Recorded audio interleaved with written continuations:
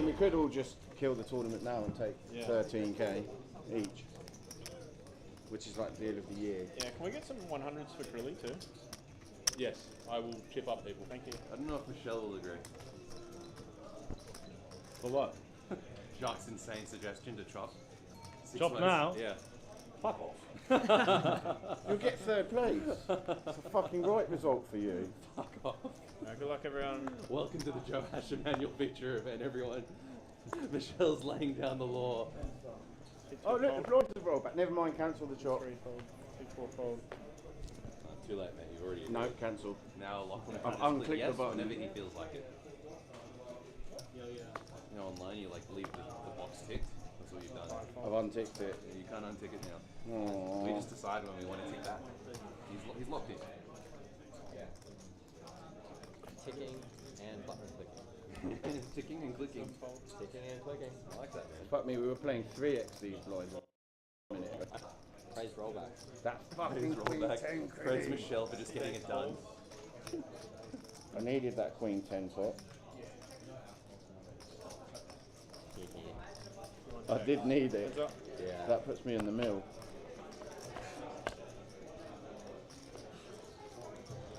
I like the outcome of that one. I was alright with it when you window card the jack though. 14.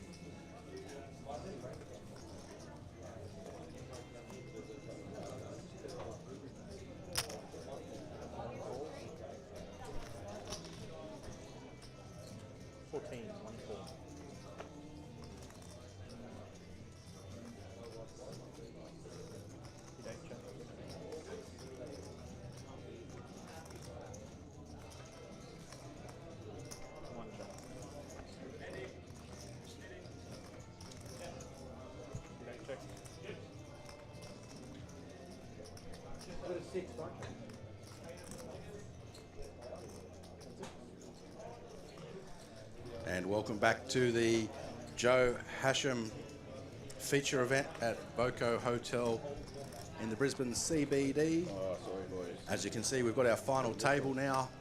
Good time for you. We're down to the final table What do you format. have about?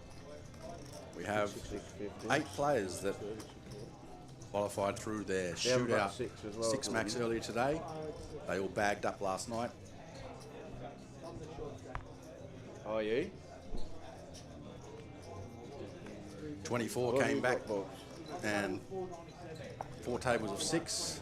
Top 2 in each table qualified for the final table, and they are now in the money. Yeah, This was a like $1,650 buy-in. 109,000 prize pool from an 82-player field. $34,850 up top. So thanks for joining us. As you can see, some familiar names on the table. Sam Haddad, he was on the table before we left you before the break and qualified via Didier, knocking out Amin Riazadi. So the remaining 6 players have joined those 2, and as you can see, the chip counts there. Josh Norvok, the chip leader. Michelle Anunu, Lachlan Crilly and Didier Gurin amongst the top chip stacks there. Also, familiar face from the series so far in Brisbane is Jordan Westmoreland. Of course, he had some success in the Lord's Poker Tour. He's come out from Seattle in the United States. So he's stuck with us through the whole week, and that's good to see. Successful week for him. 100. Yep. Chris Andretis, recreational player from Shepparton in Victoria.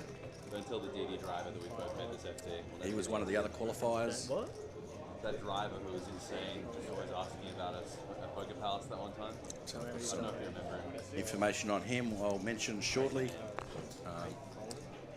And you can see Jacques Ramsden, professional poker player out of the The Diddy driver. UK from Watford. Diddy still exists in Australia. Watford fan in the English Premier League, so that's him there. And 3 fold.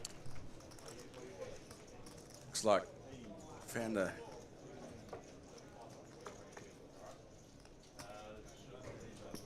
three bet from Michelle Nunu gets the job done, and got a story coming up about Michelle shortly when my commentator Harvey gets back into the commentary box here, which won't be far away. We are live, of course, on a 30-minute delay for integrity. We are watching this New scarf. on delay. We don't know what has happened yet. Next time, So, for the viewers at home, sure, as long as you have enough in supply. Survive. tell you that this is Did that tightening up going to thing play that you out guys tonight, like to do. this afternoon, till we find a winner. Especially There's also at the some start of your other shooting. events happening Lot of folding. at the Voco Hotel in Brisbane here. Josh, you We just have take your chips off the 5K buy-in, 250K guarantee. Is that scanning? That's kicked off already. We already have I didn't put a it. small field of 15 or 16 in that one. Jungle Man Cates is on one of the outer tables in that, and once this event wraps up, we'll be bringing you the 5K coverage as well.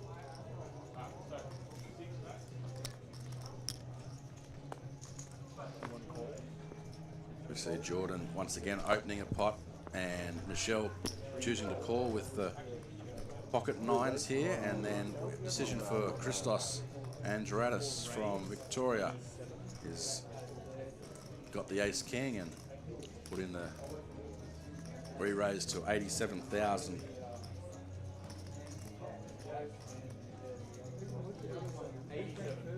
Thomas. It was a battle.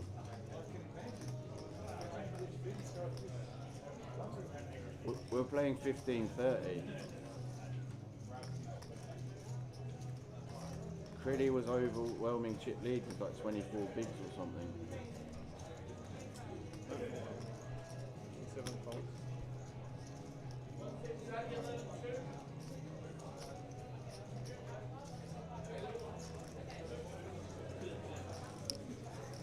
It felt harsh. Whoever Once again, we see Jordan put the fold in, and Michelle comes along.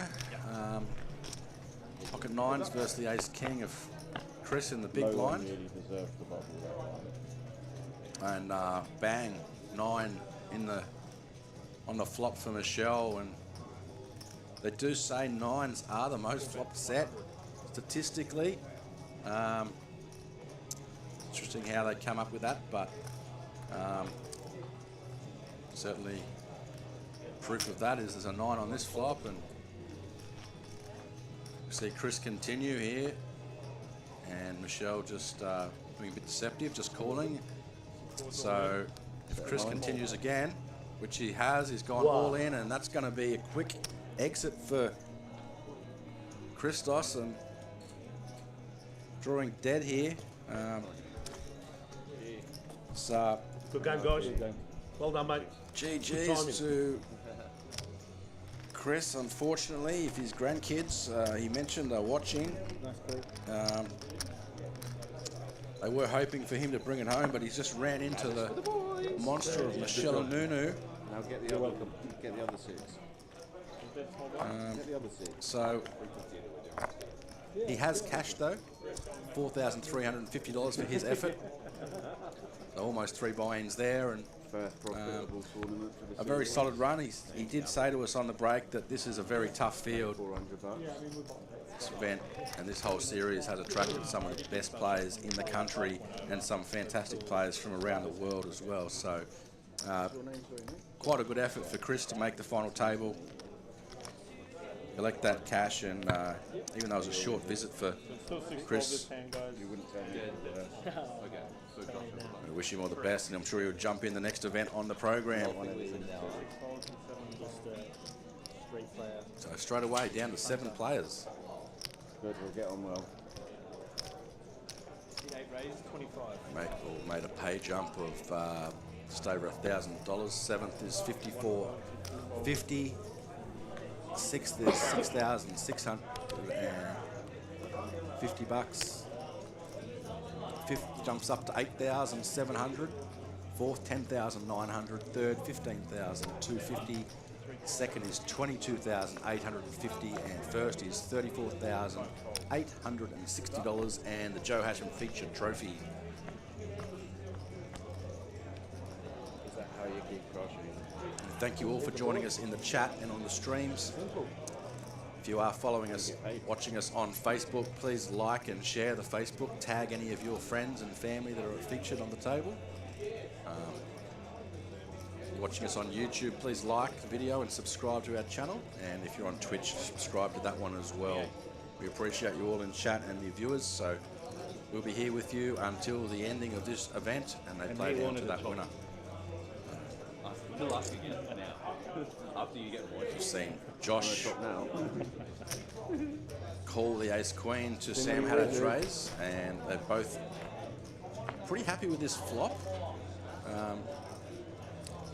Sam only paired second pair, but he did pick up the flush draw as well and continued the bet.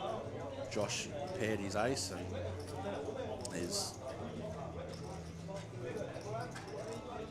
leading this pot at the moment, but there's still a river. Sam needs one of those 9 outs up at the top of your screen. As you can see, a few more normally available, but they have been folded and the computer's worked that out and taken them out there, so those are the ones grayed out for the first time viewers. 9 outs for Sam as he continues his story here, and he does need some help. Josh will, I imagine, will just call here. Continue playing this hand as we go to a river, and that's not what Sam needed, so Sam realises now he's got a pair of sevens. He'll just be happy to try and show this down, and it's a pretty wet and dangerous board for the ace queen, so I know Josh has the ace of hearts. That may be a reason he might go for a bit of thin value, but we'll just maybe see him check and Sam gives up. I'm not sure. Josh is one of the young players on the circuit. Got a little bit of information on him as well. Originally from the Gold Coast. As Harvey Silver joins us back in the commentary box. Saw a lot of Josh last night. Sat in a short stack for a long time. He's obviously done well, as all 8 of these guys have, to make this final table.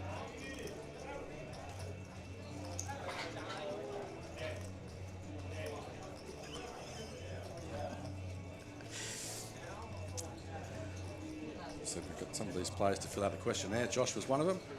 He's from the Gold Coast. Does go for that small bet, as he suggested he may do.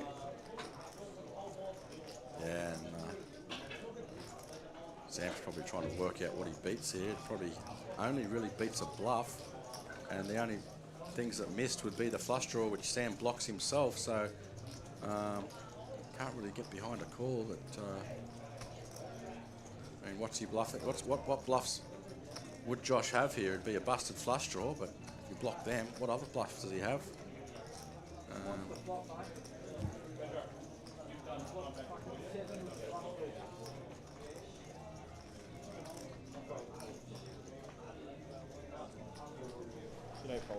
Frustration there from Sam. Time he took on the river. Bit going on out on the floor, as we've mentioned a few times, Craig. Last night it was all fun out here. Packed room, backed up today. I think it's A great final table this is. Absolutely stacked again with talent. Yeah, we see quite a few of the players from the featured in the State of Origin event that kicked off this series. I nearly scammed with you. Didier Guerin, State of Origin captain for New South Wales. Lachlan Trilly got the call up from Queensland to his right. Jack Ramsden. He's in the international team. This is what they do. Well, that was the last table to finish when we finished the broadcast a little while back. On this feature table, there was one table that was playing out there, and it was Crilly and Jack Ramsden who got through on that table. There is Jack with the ace-3 sitting there. I was watching that one. Jack got up off the table and draped himself over me and went, finally, I've made a final table. Yeah. He was pretty happy. It was Lachlan Crulley that busted Thomas Ward. That's right. In third, so he was the stone bubble. And I guess you could say. God, haven't we seen Thomas play some great poker here this week too? That was a really, really tough table. Crilly was telling me afterwards what a grind that was, but Crilly really dangerous here with a big chip stack. Big chip stack. Didier, of course, getting onto this final table when his pocket 3s flopped the 3 against the pocket 8s. I said, he must have been pretty relieved. He said, nah, always knew it was coming. One wizard gone.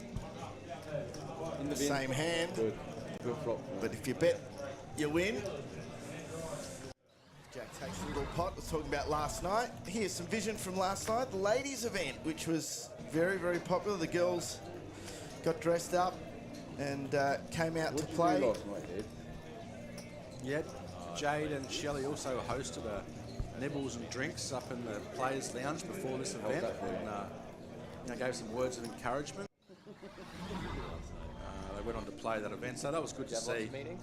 It's still going out there. We'll give you an update. I think there's maybe half a dozen left. The top 7 came back today.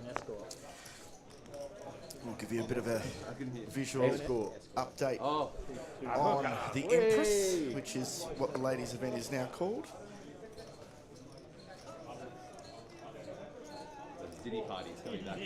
As we see Josh opening this pot again. Trending on Twitter.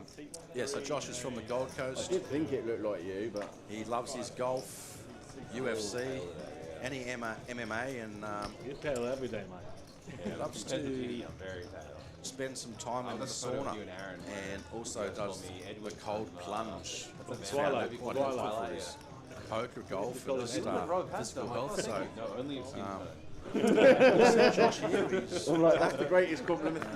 just bought a house in Texas, and he has a dog called Odin.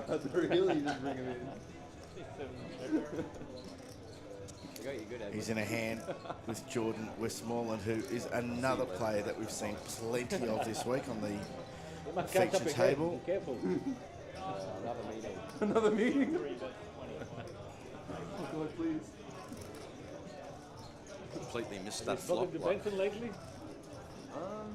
I haven't spoken to him just a in bit of a 4 Occasionally just message him on his golf terms. see how he's doing, like once every An air swing on that flop, but he's kept betting. you know. Found the call from Jordan in the big Doing blind. okay.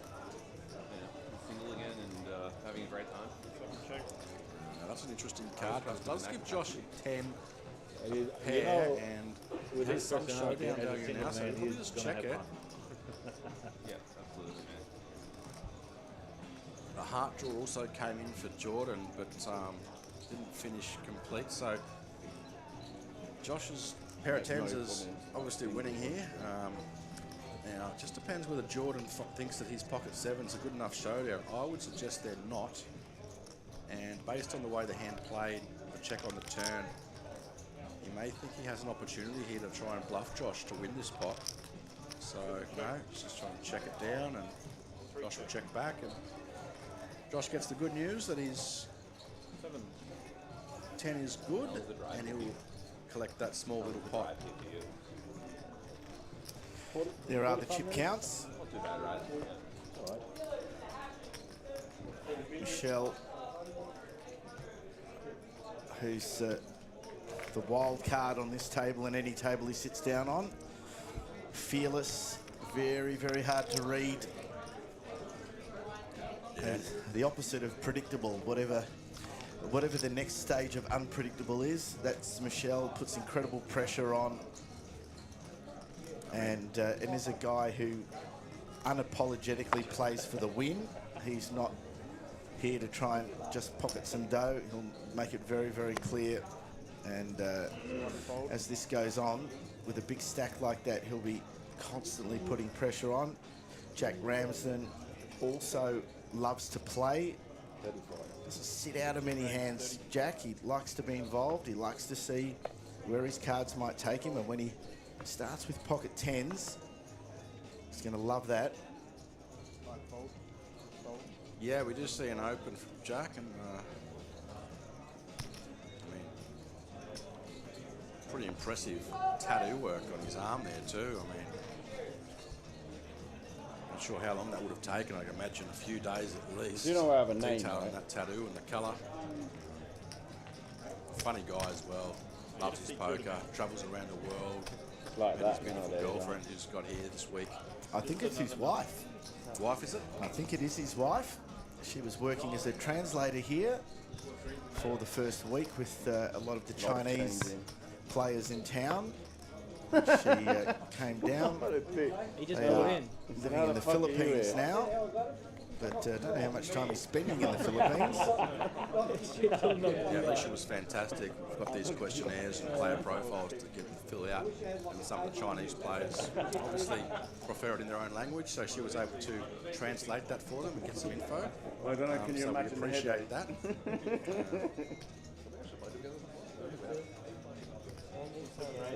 We've been in the vicinity. Vicinity, many See vicinities. Josh Monk on the chat, one of our favourites. Hello, Josh. Hope you're well. We haven't He played likes much Didier, either, right? Jack, and I don't Josh even in know a if we've played. trifecta. It's probably like taking the three favourites in a I Melbourne think we Cup might have field played, like, almost, but and then got I do broke, think the wild like, card really there quickly for like an hour or is the something. bloke who's on screen there, Michelle, with a big chip stack. What odds does he like here? I And mean, what odds would you like on that? I Almost probably a could give you, guarantee, what, any order, those three, or in that order? if he wants a box trifecta, maybe you know, somewhere around the 10 to 1. I can't help myself. Would have thought that's fair. Yeah. You don't check. But you always sort of set me up so I run see into Michelle Liam in when this he's hand got and- it. I It's know. so tilting. It's so funny, dude. You get the fuck you. bottom Get, pair, oh which is no, currently Liam's good got enough. it. I'm literally Dwayne Wade. Jordan's going to take the first stab at it. Sam doesn't have much going on here. I mean, does have a backdoor straight draw, but Yeah, it's pretty outrageous. I mean, out of position, it's a Happened difficult three one or to four navigate. times in quite big spots. Well, looks like he's got some bigger chips there. It's and not He's like bumped you've it got up your mates, to right? No, not at all. It's not like he's picking out about 90k, 83. Yeah, I mean, he's sensed something here, and Always take he's the bait. right. I mean, Michelle snap folded the 4, and Jordan's going to get rid of Always his the bait. holdings, so Yeah, you young kids. takes that one down. And I mean, Josh just You he can left run me. Oh, no. Sam out of his trifecta there, and I mean, you can see those moves straight away. No boxing. To be fair, Liam has. Now, if you're going to take the three in that order, probably Or maybe that's just my experience. I think that's just we your- boost that 10 to 1 up to Seems about to have 20 it to a 1, I lot. would have It's thought. quite annoying. He just always has a bad view. He doesn't Not actually that, not that I'm a bookmaker, Josh, funny, so right, I'm not because going to you actually get, give you like, those odds. dynamics with But certain players where they're I'm not, sure like, there's someone even spewing. Well, I mean, on what the I'll- stream who will. What I'll do is, Always seem to have it. as I'll give him 24 to 1 on a beer. And next time he sees me, he's got to buy me a beer if he loses, and if he wins, I'll buy him a carton. How about that, Josh? All right, I think but that's that's the fair. only bet I'm doing. I'm not doing any more because, you know, And I always have it against. got to gamble responsibly, of course. Always. Well, And he goes, I'll tell you what, never meant to hold it. we got a little bit of a break and Always have it against it. It's managed to like get up brutal. to the room just in time to watch a couple of the big races today as we go into Spring Carnival. And you wouldn't have bet against either Giga Kick or Bella Nipotina in that race, and 40 to 1 shot won it. So, Is that right? yeah. Oh, wow, look, we've seen a big jam here from Jordan Westmoreland. About 20 odd bigs, 25 bigs, I guess, and it was opened by Josh Norvak under the gun, 9-6 suited. Or 69, as he might say, and pretty little hand. He hates all in. and Sam picks up the queens and is now all in. Wow, One so fold, two fold, three fold. So we've got Cards up. a all-in confrontation here between the ace-jack suited of Jordan and the queens of Sam Haddad. Now we go to the races here. Speaking of the Yes. Randwick and the Epsom. And just had the Metropolitan as well, which... Here's race 9 now. Queens Here we go. versus the ace-jack. And not much on the flop there for the player who's in danger. Five. Nice. No, it's nice. It wouldn't raise 5s or 6s. Just the 2 aces left in the deck as the out. Yeah, the ace of spades will be no good as the queens hold that spade, so... That's right.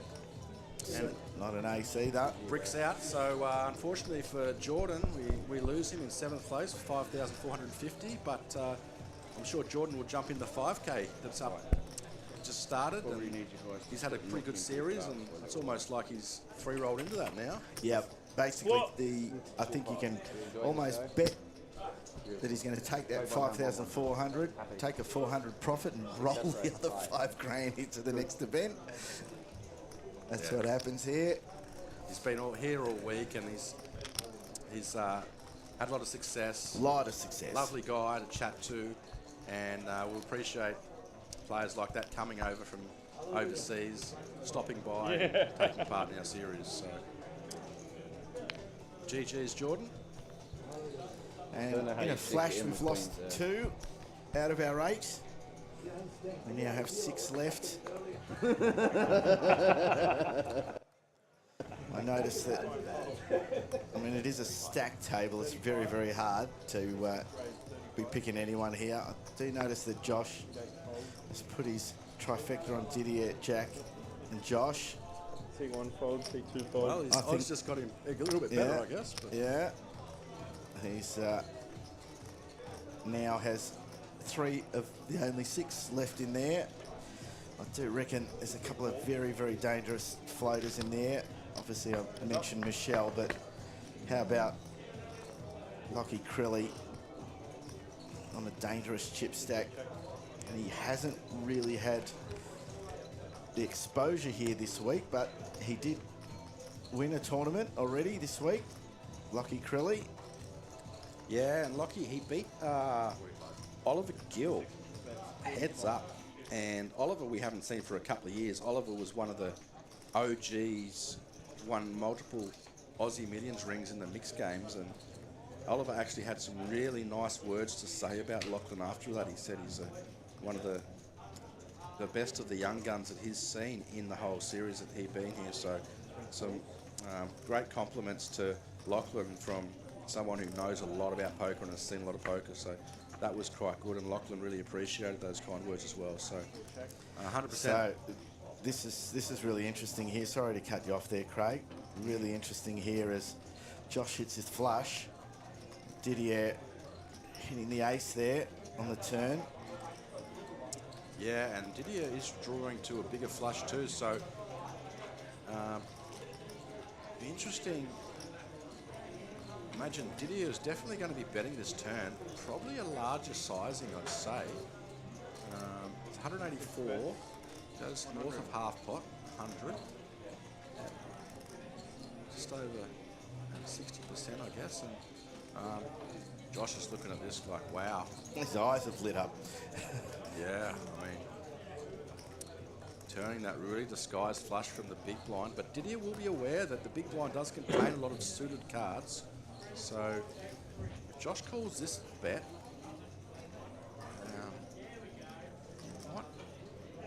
alarm bells might going off a little bit, but can't imagine he's going anywhere with the ace. And just see if Josh elects to raise here. 3 calls. Just calls, okay. Like it. He's just continuing letting Didier 616. fire out again on this river. That's what Josh will be hoping for anyway.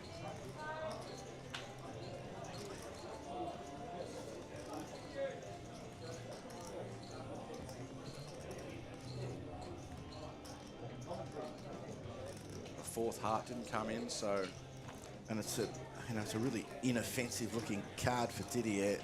Yeah, it looks like a complete brick. So that call from Josh on the turn and then checking again to him from the big blinds probably means Didier's going to fire and go quite large here Yeah, again. it looks really large if he puts all that in. They're 25k chips. I think it's about 225. Yeah. So it's gone about 2/3 of the pot there, a little more.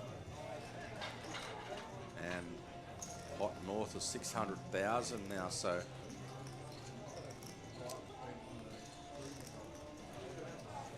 Josh is licking his lips here and he's obviously calling it a minimum, but What do you reckon? Does he re-raise here? It's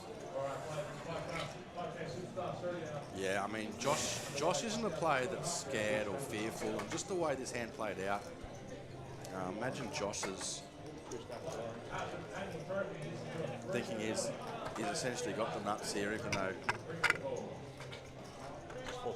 you know, it's only a 9-high flush. Flushes are hard to make in Hold'em, and I think Didier's about to get the bad news.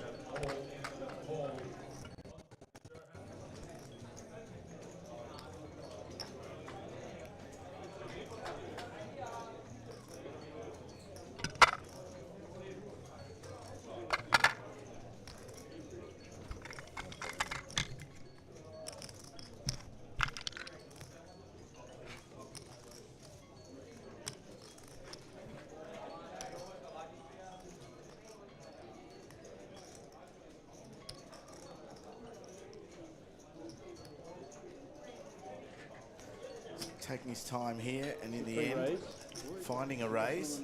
Yeah, and Didier hates it. He,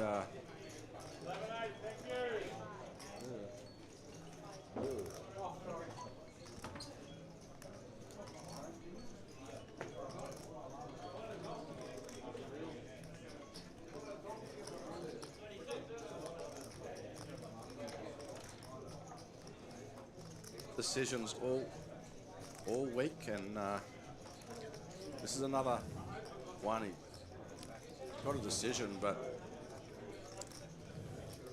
I guess it made it a little bit tougher by the fact he's holding a heart. But he will be aware Josh's range from the big blind is a lot of suited cards, and he's only got one pair. So I'd imagine we're going to see Didier fold this. Yeah, I'm not so sure. If Didier caught up on the stream last night, I mean, Josh, this wouldn't be an unusual move for Josh on the basis of what we saw last night. I mean, Josh Monk doesn't want him to call, that's for sure. Yeah, that's true. That's very true. I mean, it feels like it's a fold, doesn't it? It really feels like it's a fold. But as I say, Josh got quite a bit through last night on stuff like this, which was a bit unconventional. And he didn't have much. Of course, we know he has plenty here this time. Josh Norvok is a young player that is very capable of finding some bluffs here too, so... That's exactly what I'm saying, Yeah, Craig. We saw it last night, and that's why I'm saying if Didier caught up on the stream afterwards, Didier, he would have seen it. Yeah, Josh, you know, Didier doesn't hold the King of Hearts, which is a key card if Josh was going to fire off here. So, you know, Josh is that player that could just find that bluff. And it's a really, really big moment. I mean, have a look how much is in that pot. Yeah, if Josh takes this pot down, he's got a monstrous chip lead. There's 8.2 million chips in the tournament, 1.2 in that, an average stack, and he's already got one, so it'll be a quarter of the chips in play if Josh, well, he's going to win the pot, obviously. Yeah, but just how much he gets out of it. Exactly, yeah. I mean, if he wins this pot with a call, it is, as we can see, another 650. Well, not quite, because he did re-raise, so it's still a significant amount of Didier's stack here. Yeah, it's essentially, and most of it. Didier's hating it. He's giving it a lot of thought. This format is not under a shot clock, so he does have enough, as much time as he needs until the players have had enough. We haven't seen the clock called this week so far, but No, but I think there's a little bit too much respect for that around here. I mean, they know that if Didier's agonising here, it's real. There's no Hollywooding or showboating involved here. This is genuinely an agonising decision for him. Looking at the number of chips that are in, looking at his own chip stack, probably I've got to assume, knowing that Josh made a few moves yesterday, which was on the stream, so he would be aware. I wonder if he's going to ask, what are you doing to me? What are you doing to me, like he did on the fold against Jordan? I think, I don't know, now I don't think he's calling. I just think he's taken so long. I just feel he's... Oh, well, there you go. I am right for a change. Yeah. I was about to say, I bet you I'm going to be wrong, but there you go. Just at the end there, the agony looked like it was a bit too much for him.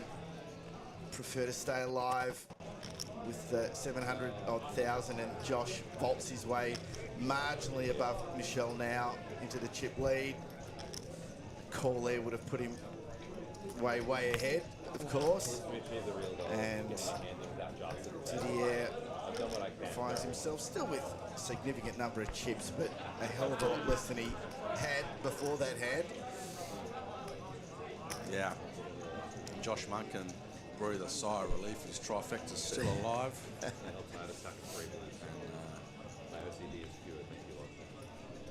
Yeah, so as suspected, he did fold. He took a while to do it. I mean, there was a lot of thought. Didier is one of those thinking players, one of the best in Australia. So he's always going to think of just about all of the hands that he could have. So Here's Josh in the small blind. It's a pretty attractive hand. We say it all the time. It makes so much with a Queen Jack. So you want to try and have a look at a flop if you can. You have a heart. yeah, Crew's got a nice big blind hand here too. He'd probably. Yeah. Sorry? It was like, I think it's mainly that. Ah, cool. Yeah, check. Obviously have the ace. Man, it's talking about that last hand there, the guys. Saying that he did have the ace. This is just a limp pot. So we'll see if Josh takes some initiative here. He's picked up a gut shot and the backdoor flush draw. He's going to lead. Lachlan has found one heart to go with his two, so he may not be done straight away, although he would need perfect, so I don't hate a fold here, but 30k. He's thinking, might as well rip another one. Yep. And it's a good card for him to see now with a king high flush draw. Yeah, we'll see if Josh continues the story here. Let's just have the gut shot. This stage is not going to win the hand. Queen high. Probably realises Lachlan's called, so Lachlan's got some part of that flop. He's going to have a look at a river card. Let's say this time the 2 is a blank. And now Josh has got pretty much no choice but to bet this. Lachlan's called him and then checked the turn. That generally means he's got some type of showdown value, which is a king high. No, it's just going to go check, so I was wrong. And gives up, and Lachlan will get that small little pot. Lockie's got the incentive to stay in there. He's got a king anyway, which, you know, often on a board that misses everyone, the king's going to be enough. Yeah, I just thought Josh might have not taken the queen high to showdown there and had a stab and made Lachlan make a good call there with the king high. So anyway, Josh just gives it up. It was only a small pot, so one of those ones not really worth fighting for that much in that case. But most of these players generally fight for every pot. got to, I suppose, figure with the king there, even a small bet potentially, Krilly's still going to look it up. Yeah, you've got to try and work out what he was trying to get him to fold. If he was trying to get king high, he would have had to bet near the size of the pot. That would be a really tough call. So C1 raise 32. 2 fold. here we so got a shout out to Michelle in the chat, and just as on cue, Michelle has opened this pot, 10-9 suited, pretty looking hand. I think Krilly's found the king 10-0 in the small blind, which is a hand we can 3-bet out of position here, but I don't know what it meant, but I just saw him send a text saying nothing got he him. can defend, so Michelle I had just the rate same that one feeling. in. I had the same vibe. That was what he was writing. I had a flash. Oh wow, nice. I had ace queen with queen of hearts. On the And I mean, I do actually have an interesting story about Michelle. check back ace queen without a heart. This is the topic of the chat at the moment. Being such a acclaimed player, and we see him on just about every feature table at some stage during the series. APT's had a lot of success. Should have called. He put up on Gotta be Facebook gone probably for it. about 6 months ago Gotta that be someone like- had stolen his Going trailer. for it. Had his trailer parked in the driveway, and it was ready to load it up with all this sorts of rubbish to take to the tip. And next morning, and he got up the next day, and it was someone had pinched it. Really after the His trailer had been stolen. I believe it. Most of it was just So he put up a post on Facebook. You know, has anyone seen it? Let me know. And didn't hear anything. A couple of weeks later, his wife it's like, yeah. got home and said, "I saw your trailer up the road, around the corner." You were big, He right? said, "Really?" Said, "Yeah." Probably shouldn't even defend Someone's it, got mate. it hidden in their front yard. And it's locked What up. about the 8-9-0 with the heart? Michelle's like, "I'll see about that," and he drove around there, and yes, saw it enough. It was his trailer. Took the angle grinder up. The trailer was loaded up with a fridge, TV, an oven, and a dishwasher. Right. So he took his trailer back, and he got some bonus. Yes, took the lot. Yeah. He said that'll teach you. So he got his trailer back with a bonus. So I mean, imagine if you saw who owned that trailer, there's no way in the world you'd think about pinching it. No. And he was probably hoping that the guy came back to take back the trailer that he stole. Yeah, so he said the guy ended up taking the rubbish for the tip for him with his own petrol, and then he got back his trailer with some bonus. So funny story from Michelle. He lovely guy. He always used to chat, and he thought that was a funny story to tell everyone, and good on him. And I mean, the amount of money he's won lately, we've seen him win, as Adrian's correctly said in the chat there. He probably got a few trailers. Yeah. So, that turn makes things interesting here, doesn't it? Lockie with an open ender. Sam already had the queen, and now we have 3 spades out. The open ender doesn't hit. Sam's queen is enough. He checks. See if Lockley's going to be so generous. He might try and take this away from Sam, but he doesn't. And I guess he's seen Sam play, and Sam is one of those guys who will pull down fairly light. So if you're going to try and bluff Sam, you've got to go for it. Not prepared to do so, which is fine. So 6 left in this There's a final movie table. about that. Just going back to that story. So you're about to be able to So get some power. I'm just trying to get in the head of the bloke who stole the trailer, right? He's taken the trailer, he's just put it round the corner, which is probably a pretty stupid mistake anyway. Loaded it up with stuff.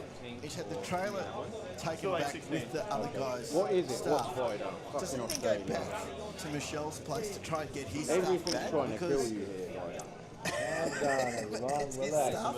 Or does he just leave it there and go, fair play, I took the Maybe the trailer, Australian thing you happened actually on get to screen. keep what was on it? Oh, we've lost a flame. Yeah, I don't know. Who got It's a bitten? funny one, so I bring it up, and that's why Sorry, Michelle mate, told get me. down the hospital Quite a straight chuckle away. out there Don't fuck around. during the break about it. told me he got very his trailer quiet. back, and it was a funny story. So I said, oh, fill me in. 35. Michelle being a tradie. Don't get your hands on. Tradie. In the tile business, he's a tiler. He's a tiler. He runs a big tile business, from what I understand. He's actually a tile artist. Tile artist in his description of the those player profile sheets that you so cleverly made them fill out beforehand. Some of the answers to questions we couldn't quite give you on the broadcast. Some of the guys having a bit of fun with that, but Michelle calling himself a tile artist, but runs a pretty major tile company. It wasn't so much, huh? All right. I did ask him if he was actually Frank Walker and put on the voice for the ads, and he said, no. That one I'll be not said, no, watching. that's not See if me. he's from fucking. It's 10:20. I've heard numerous times Michelle learnt to play poker in the Israeli army, playing for cigarettes.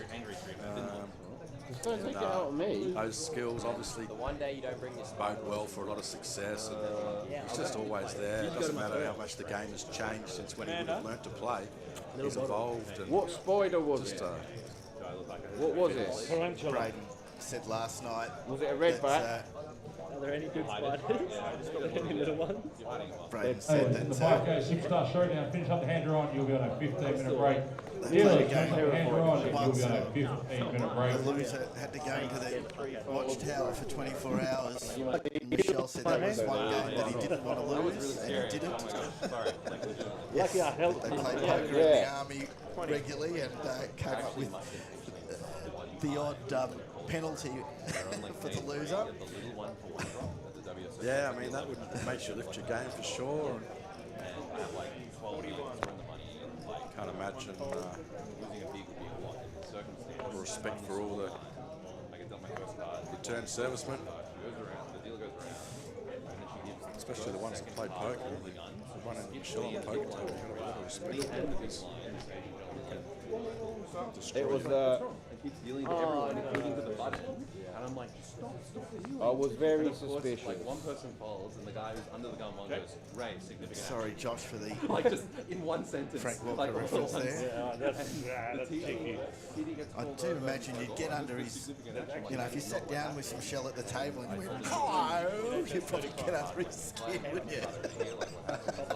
Well, another funny story I have about Michelle is the APL Million actually.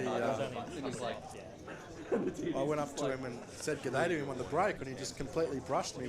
I had my hand out and just That's pretty contaminated. walked out. Yes. And I said, saw him later, and I said, good day to you. What was your problem? He said, I didn't see you. And it was someone else. It looked like Michelle. Oh, the problem was he looked nothing like Michelle. He was quite offended actually. So, I bet. yeah, so Well, that one could have played out a little bit differently without the 9 hitting on the river. Jack had the 2 pair, the ace-6, but the 9 obviously counterfeited that at the end. And Could have been worse. It could have been a very spade. small pot. And we hear Jack talking about that right now.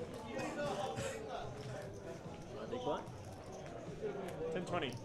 I heard Jack talking about redback spiders. Can you admit? I've had that conversation with Jack. He's has a massive spider fear. Oh yes, 20. arachnophobia. I believe that's called. There's an ant in this game. I think everyone's got that. I just try and get away with 2K. He's not It's 20. not a satellite. Everyone had In to my put household, if there's a spider, Back in the day, eh? I'm the one that gets the shout out to be the hero and sort Lucky, them out. Lucky finding himself ace king under the gun here. It's just, as I'm often reminded, when you're 6-handed, that's sort of a fake under the gun, isn't it? That's not quite right. Yeah, low jack. In technical terms, I guess, but we won't get in. Get into it too much deep analysis, but qualified to do that. But that is low jack, 6-handed. 3 checks. You see a flop that Did you eat interests that? everyone. Jock's just paired his 10 out of the big blind. Now Lockley Lockie may check this one back. Does have the gut shot, and that 10 Jack 7 smashes the big blind's calling range here, so he will know that. But I can be wrong, like I have been. And of course, Josh has also got that gut shot with the 9. Yeah. Big blind has a lot of those cards, the 10 7s, the 10 8s, the 10 9s, the 8 9s, Jack 10s, so 3 calls. So how do we proceed? It's one of those bricks we talk about.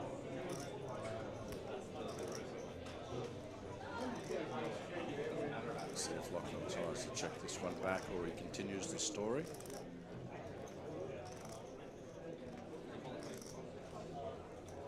A lot of focus always on Lachlan's face and takes his time. And one of the young upcoming pros, as Oliver Gill identified, one of the best he's seen, picked in the Queensland Origin team. Look how happy he is. Lollies. You want a coffee? You want blowjob? Whatever you want. Both. He thinks Ace King is enough to show down here. I've seen too many worlds where it was. I mean, he blocks the heart draw too, so even though it is Ace King high, there's not too many hands you're burning. But the line he's taken, when he doesn't bet the turn, it makes it tough to bet that river.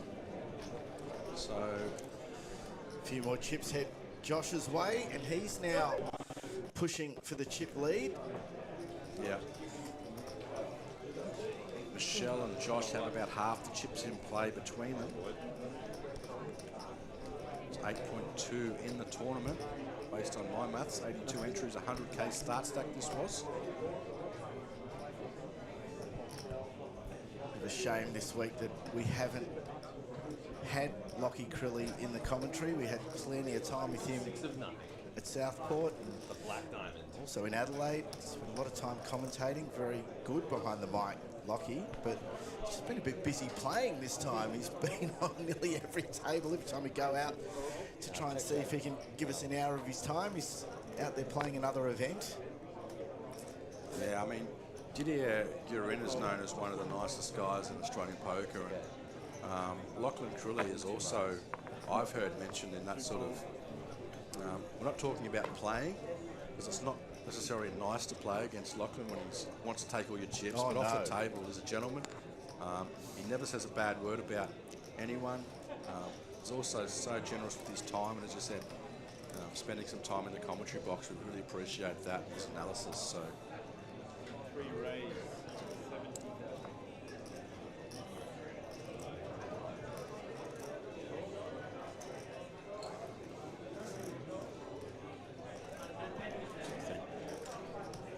See Lachlan defending his big blind here.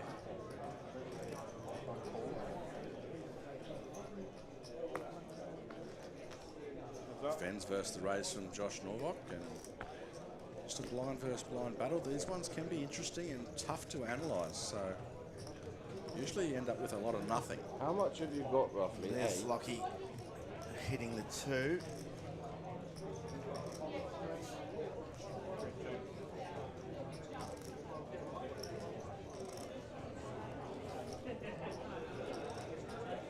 I'm not someone that sits on the fence, so I'm going to say Lockie will maybe check this one back. But it's really interesting for me when you're in on a hand 6 with 4-2. What are you hoping to hit on the flop to actually get you to bet? Well, I mean, you're sort of hoping for not just to hit, but a low top kind of flop where a lot of the time you're up against a raise, they're going to have big Broadway cards. So if all cards come out, say 9 and under, you can not just make a hand to take the pot down, you can start representing it as the caller. So, well, interestingly here, Lockie thinks that 2 pair is a pretty good reason to bet. Yeah.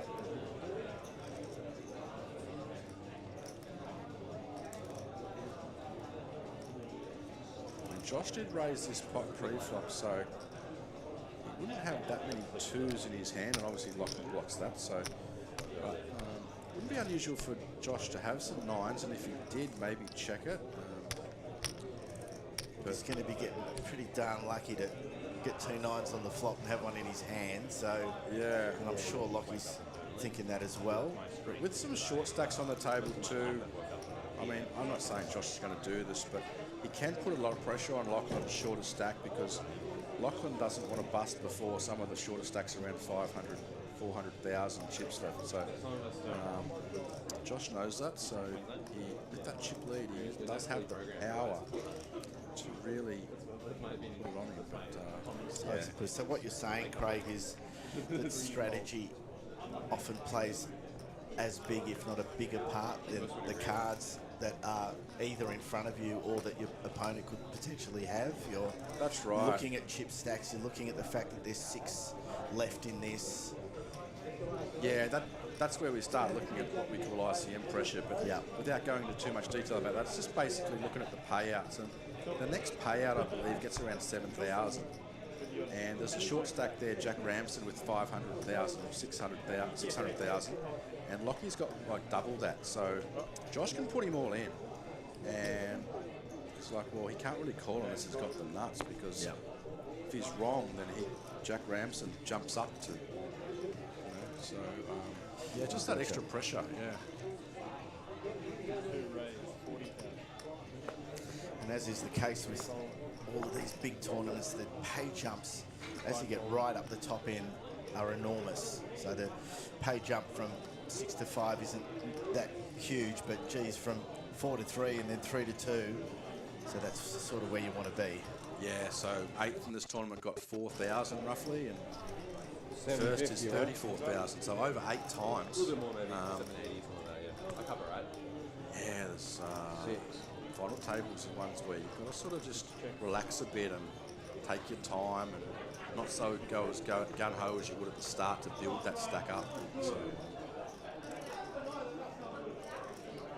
see, Jack's got opened a nice little hand. He hasn't had much help on the board. Gideon's picked up a flush draw now in the big blind, and that sort of board's all around the big blind's hand. So he's going to start leading now. Jack's probably not going to find any call, is he? Oh, well, there you go. I didn't predict that. Maybe Jack sort of premeditated that. It was a very quick re-raise. It's almost like Jack said, if you lead out this like, I think you're going to, then I'm just going to snap re-raise you and see how you go. And it's very quick, very quick.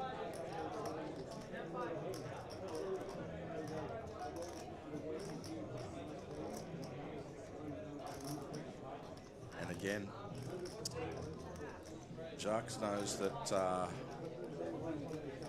Didier's in that short stack sort of position too, so he can put a bit of pressure on, even though he doesn't have Didier covered. Didier doesn't want to become the short stack, so Didier's in a bit of pain here. He's thinking about it. He does have all those hearts working for him. Apparently got the worst hand, but probably realised he's got a lot of equity. Yeah, but we can still see up in the top corner. He's really only got 10 outs here. If he does get any further, and he's not going to get any further. And anyone who's watched Jack Ramsden play would not be surprised with that at all. And as you say, so many considerations beyond the cards there. There's so much going on here with regard to chip stacks and payout jumps and etc., that you've got to take all of that stuff into consideration. It's almost any time you're going to get called or re-raised all in that position if someone's got a monster. Yeah, and we've seen already on this final table, so we did lose 2 players. But then since then, most of the pots have been won with like a whole lot of nothing, really. And that just comes down to poker's one of those games. Not so much, you know, you don't just win cards, win hands when you make the hands. You have to be able to manipulate the betting and things as well. And talking All right, of players, waking the up 5K, with a this is monster, your here 30-second Lockie call. has Players, the kings the 5K, this is your 30-second call. on the button. He's got Didier after him. Didier wouldn't want to see anything resembling a monster here. I didn't know they He started knows giving Lachlan's out going to be those opening the t-shirts button when you'd quite appeared on there. wide here normally. So And he does see a pocket pair. This is Walrus in the alarm wild. bells, unfortunately for Didier. I don't see any way where Didier just doesn't jam this and gets snap called by Lachlan. Small blind. Still got a big blind to play, of course, but I think you're absolutely right here as it all goes in. Sam looks All at right, players, a 5K measly 9-4, superstar, straight and down. Lockie calls You are clearly, underway, and 1,000, here we go. 2,500, 2,500. It's the all-in with the sevens of Hachem Didier annual against the trophy, this is your kings. 3-minute warning. Lachlan Crilly. Players in the Hachem annual trophy, this is Trifecta your riding on 3-minute this as call. well. There is, and I'll tell you something, Didier made this final table with pocket threes against pocket eights and hit a 3 on the flop. Yep. Can he go We have again them all here? in a call on No the Joe 7 Hachem there. annual feature event. Pocket King versus Pocket Sevens on a 10. Hearts and no help for the board. sevens either. Pocket Sevens is at risk. Like a black 8. Black 8's fun. Lachlan Crilly with the King, Eight Didier or with the nine, Sevens. give him extra outs, but Turn it's not is an there. ace. It's just the 7 now. Just 2 outs once. Didier's already And the river. standing up. Stand up equity. See if that helps. Is an ace It of does. spades. It's an 8 You next will door. lose Didier in And 6th place. we say goodbye to Didier, who again has played incredibly well and featured on the broadcast, on the final table, as he's done so often this week. GG's Didier, and now Crilly, ladies and Lachlan gentlemen. Crilly becomes a real factor here. Danger man. Wakes up with it. Whacks it on. Yeah, he the doesn't two nice have it. guys in Australian poker taking on each other there. And, yeah, Didier came off second best, and it's just unfortunate that when Lachlan opened the button there, he actually had the kings, because Lachlan's going to be raising a lot of hands there, and they had to snap their chip in once Didier went all in. So, GG's Didier, pleasure commentating you this week, and Now Jack gets the threes. We move on very quickly. People asking about the chip counts. Every time the player's hand comes up, the chip count's there. It's not very hard to find out what chips players are holding. Yeah, there they are, just to the right of those cards there. And the big blind is down the bottom there, so we don't have the chips in big blinds, but Lachlan Crilly, 2 million chips, 20k big blind. It's about 100 bigs for my maths. And 34 for Jack Ramsden, so. Whoa. Oh, wow. Wow. Michelle, look out, Jack. Look out, Jack. We know Jack likes to pile chips He into does. the pot. He does. Michelle's just flopped the flush with a straight flush wheel draw. You know what they call the straight flush from ace to 5, Harvey? No, I don't. What is They that? call it the steel wheel. Steel wheel. Yeah. I call it a winning hand, but Yes. that works too. I mean, the 5 of hearts. Michelle decides to Too good, Michelle. re-raise, and Jack probably realises that his little bit of fishing is going to have him pulling back with the bait gone as well, and no fish. So Michelle picks up some chips there, and was now starting to get And I'm not buying any of it. a little Probably don't. uneven among these 5. We've got 3 really big stacks and 2 guys who are starting to get on the short side.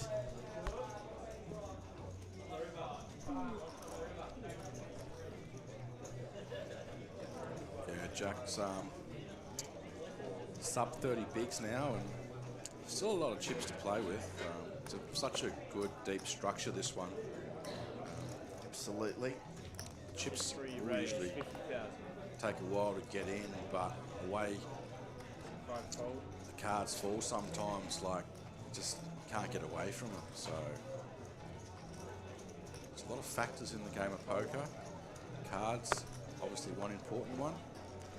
And Michelle, after getting very lucky with a pretty ordinary 4-3, now gets kings to start with out of the small blind. Josh has already raised with the ace-8.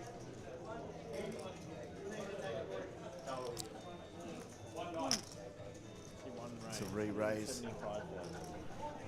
Jack gets away with an ace-10, and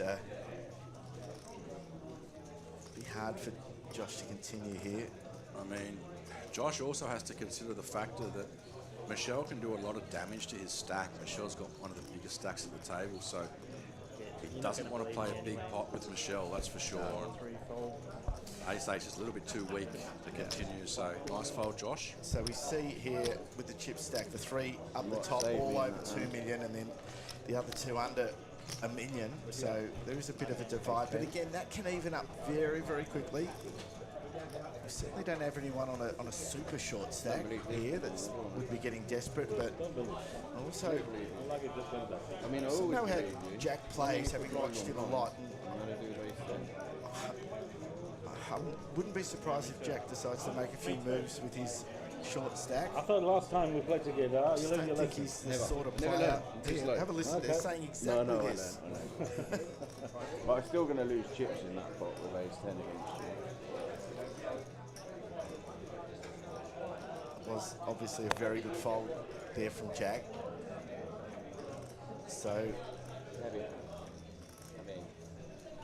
Yeah, I really enjoyed chatting with Jack. He's so honest and down to earth and I saw something very funny as well. Red something. Loves a bit of banter. Yeah, definitely red, so you got to flip one. It was a red king of hearts. So there was just the just flip Jack flip the folding red there and the card just hitting on the edge. You got to flip him And the I ace think instead of card. I think Michelle Just get the stop saw. and get the TD because it's at least. Yeah, I think Michelle saw no, the no, card, and Jack actually said it was a Michelle said red, I said red. king of And he said king. hearts. I think he said. He So could picture to be fair. just need to know Apologies. Check. what's been I folded think it there. needs a They've warning. sorted it out very I quickly agree. without bringing the TD, which is good. And it must have been a king of hearts because a king of diamonds has flopped, and you just heard Jack go, "Ah." So Josh makes the pair of sixes for bottom pair. Just checks. Michelle continues. Knowing a king is out is kind of important here when Michelle continued to represent it. Josh is like, well, if he folded the king, then chances of you having one is less likely. So be careful because Michelle realises that now and just checks the turn. Might have to give up here. I've got a feeling that Jack would have had 2 pair had he been playing this, and he's feeling a bit sick. Have a look at his face. You would think it would have been a king, a weak Yeah, king. I think it was king 3. Yeah. I think I may have, just with the position of the camera, I think I may have seen the other card that flipped up as well. So, Me last time. Yeah, a little bit. Josh continues to. anyway, move on. And yes, Josh is just building that stack. Yeah. He's paying more attention. What I deserve. Confused you. Good. Angle down. He angled me, yeah. He counted out. You gotta go like this. Yeah, Grab the angled. 20 and then go. Do that. Bit of banter from Jack there. Yeah, he doesn't stop talking on the table, Jack. Little one Even there. when he's had a big night out, he's still manages to find enough energy to chat away on the table. Sam, on the other hand, is don't hear Sam much. He's head down, bum up. He's a little bit isolated on the table too, with all the players down this end.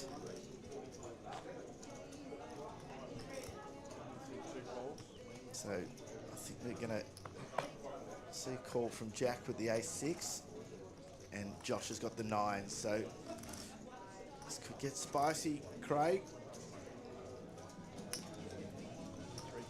Yeah. Free hands, you definitely all want to play pre-flop. Suited ace.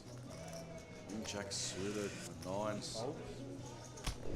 Jack 3 suited, just not enough for Lachlan, and makes a wise fold because he's flush with dead anyway. So see what this flop brings. And surprising, not a lot there for anyone. 9s are still the best hand. Jack does pick up both back doors, backdoor nut flush and make it straight. Turn bricks both of those out, so I think if when that goes check on the flop, Josh is realising his 9s are most likely good. We'll take it down here. So he does bet out. Yeah. No one else has really got anything to continue with. I mean, they do have the option to represent something, but I don't know what, without betting the flop, so just a fold, 2 quick folds. Josh adds to the stack again, so 30% of the chips in play, we'll say. Josh, the 2 up the top and Lockie not far behind. As I said, there's a bit of a gap developing between the first 3 and the next 2. Josh asking there on the chat about Jack. Jack tells me that he's living in the Philippines. I don't know how much time he's spending there. He seems to be in Australia a hell of a lot. Well, Jack was at the APT in Adelaide, I remember. I watched him on stream there. Saw him at the Gold Coast recently. But he does have a lot of caches. He's been to Vietnam a few times and got some caches over there too. He just loves poker. I think mainly based definitely in Southeast Asia now. Yeah, no, he told me he's living in Philippines. That was his home base. But as I say, I just just don't know how much time he's spending there, because he does seem to be on the road a hell of a lot. Yeah. This week in Brisbane, he's got his lovely wife with him. We were commenting right at the start of this event, Craig, how many of the players here had their partners and their families here. I've never actually seen that at an ATP. How many families were here with the players, being school holidays. And I think the fact that we're actually in central Brisbane, we're in the CBD, it's such a big change for us in Brisbane. We're normally out in the suburbs, and there's not as much, I suppose, for the families to do there. But being in the CBD has changed that up completely. I know that some of the families have spent some time down on the coast at the theme parks and etc. But a very, very different sort of feel it was. But that was last week. This is this weekend. A lot of the families have gone home and the players are back on their own and at the back end of the tournament as well, with these really big events finishing obviously with the main tomorrow. Yeah, and Brisbane, well, not just Brisbane, but Queensland this time of year, spring leading into summer, beautiful part of the world. So nice place to bring your kids and family. Obviously, there's the theme parks down towards the Gold Coast. And, Brisbane's got a lot of attractions itself. So not surprising. A nice place to bring the family, I would say, Brisbane particularly. Yeah, oh, for sure. Just simply being able to walk outside the hotel and having choice of all these great restaurants and lunch places to go to. It's a very different experience. We know that it's been an adjustment for the players because, especially for the local players, it's, there's always going to be challenges with regard to being in the CBD, whether they be parking or traffic, and maybe some of those things could have been a little bit more planning involved or ways of overcoming some of those issues. It's certainly been the feedback about some of the challenges. 40. A nice loud raise there from Jack. I think the whole room knew he was raising there. It's almost like a dartsman. 140. Jack does remind me of a darts player that I've seen. He had the Got the you had the head shaved with a bit more colour and Yeah, come down here. texture drawn on his head. Play here. Get away as a World Championship dartsman for sure, I think. One check. Watford boy. Yeah, pretty good flop for his King Queen of clubs as well. Yeah. When you've raised under the gun and that, I mean, Michelle's got 2-6, not 2-3, luckily. He's not getting Michelle off it though, is he? No. One check. Future life Jack, he's going to bet here again. He wastes no time. Michelle's just got a gut shot here, and if Jack just keeps telling the story, I think the pressure's just going to have to fold Michelle here. I'm not sure. I'm Yeah. actually not sure here. I think Michelle actually reckons he's smelling something here. Decides not to put the pressure on the small stack there. It was probably an opportunity too. It would have been a misstep. Jack just pivots up his stack again. Almost back up to $1 million, so. And the location of the Voco too, right on North Quays, just looking over the water as well. It's almost got that Darling Harbour vibe in Sydney. To me, as I said, restaurants everywhere. It is nice there. Yes, there is a bit of a compromise in terms of parking, but for public transport, which is 50 cents in Queensland, no matter what. If you can work that out, just get organised early. You can work out some quite efficient ways to do it and leave the car at home, stay out of the traffic jams, and park at a station nearby and just get the train or the bus. Oh, look, that's for me. It's a small compromise, and as I said, there's elements that could have been, maybe considered. Here's the 10-8 suited for Michelle, which anyone who's been listening to this stream will know is my favourite starting hand, but not against Queens. Well, I mean, if you flop a straight flush like you did in the bounty, I did. I dropped. I reckon you'll beat Queens. I flopped a straight flush with the 10-8 suited. But were they clubs? They were clubs. I couldn't get anyone to come along with me, unfortunately. I think I might have got a little bit of action on the flop, but that was the end of it. Jack here, though, he's 3-bet his Queens, and if Michelle was suspicious of him last time, he's going to look him up this time. We go to the flop.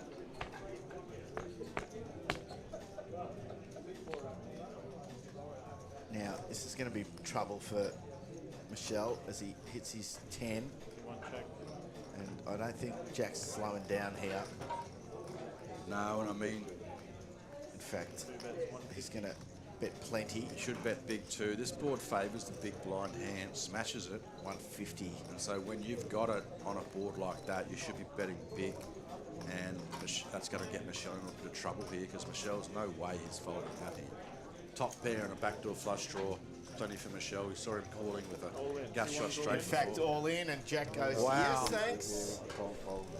Double up coming for Jack. You'd think so. There's not too many outs, just as it sits at the moment from Michelle. Of course, he does have, as you say, the backdoor flush draw as well. But as it sits, it's only a 10 or an 8. I'll take the queen. Clubs? And that hand just goes to show Jack played this hand to perfection. Realising that board. Oh, well, no, he didn't. Well, he did, but oh my goodness. Well, I mean, he's never getting away anyway now. No. It's only a queen for Jack. Only a queen, and it doesn't come. And Wow, from saying that hand perfectly, Jack played that, I reckon, perfectly. And yeah, it just goes to show that you need that little bit of luck on your side as well. Poor old Jack. that's just such a difficult way to go out. Floor.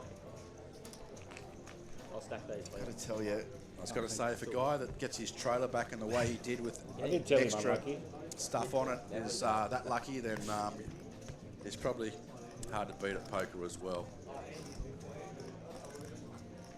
poor Jack.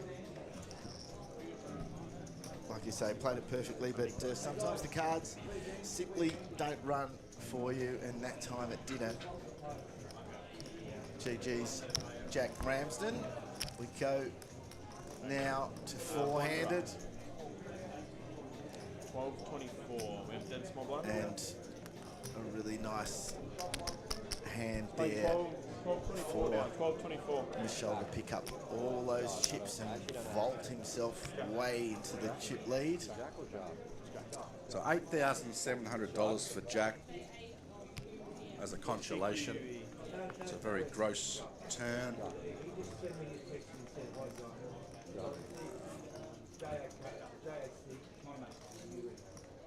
Jack will go and play the 5K now. Maybe I'll just ask him. He'll probably He says Jack. do a few laps around the car park, Maybe it's Jack. take a few deep breaths, Or maybe we're... jump back in. He loves his poker, Jack. And Craig, next time someone asks me, why the hell is 10-8 suited your favourite hand, I might just show them that hand. Yeah, and I mean, you flopped a straight flush with it, but we didn't see it. So a lot of people will go, I don't believe you, but that is on camera.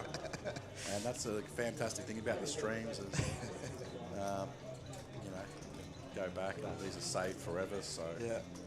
Well, there is video of me busting out of that event. So everyone's going to believe how I did go out.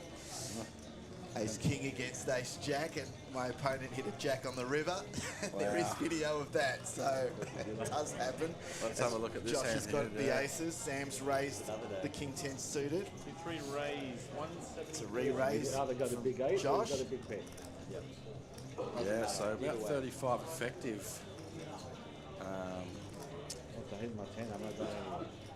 And Sam again, opening the King 10 suited. Yep. and I dare say again, Craig, that Sam would have had friends or himself would have studied the stream yesterday and would have seen that Josh, you know, is someone who makes moves and puts the pressure on. He's a really good player like that.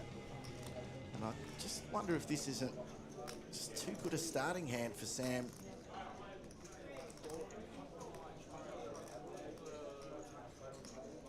Yeah, I mean, that's what makes players that make moves very dangerous. It's when they actually do have the cards. And, you know, I don't like to give too many tips away on the coaching, but if you're one of those players that when you do raise it up and have the aces and you don't get paid and no one wants to play you, maybe it's because you're not making enough moves. And as I said, I can't see a world where Sam's folding because Josh is likely to have any sort of hand here, you know. And almost against anyone, it's a good hand. King 10's a good hand, five-handed. King 10 suited, yes. King 10 suited, yes. King 10-0. No, King 10 suited, absolutely. Yeah. That's what I'm talking about. It's a good hand and five-handed.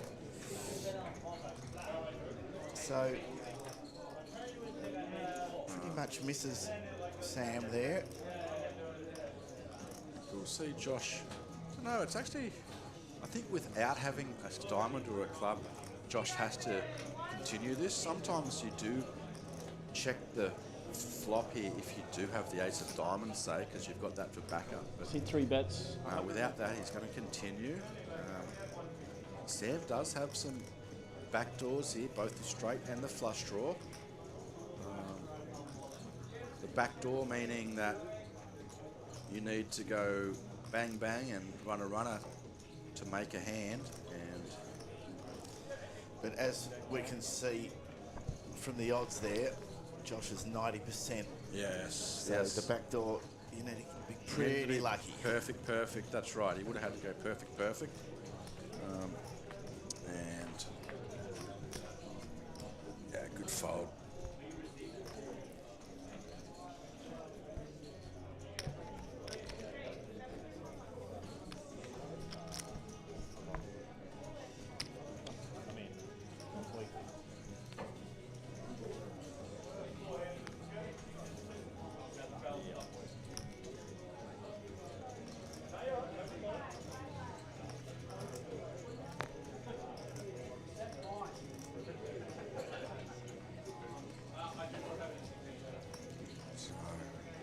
continuing some nice pre-flop hands on this table, dealt by the fantastic WSOP circuit ring winner, Jacob Fall. He's one of our best dealers on the circuit, but also one of the best and most accomplished poker players of the dealers. Took down a WSOP circuit ring in December last year. I was there to watch that. And once again, he's on our feature table, doing his thing, dealing up big hands. And Sam's found the ace-jack here to raise it up with. Lachlan's defended the big blind, so expect Lachlan to check, as he does. And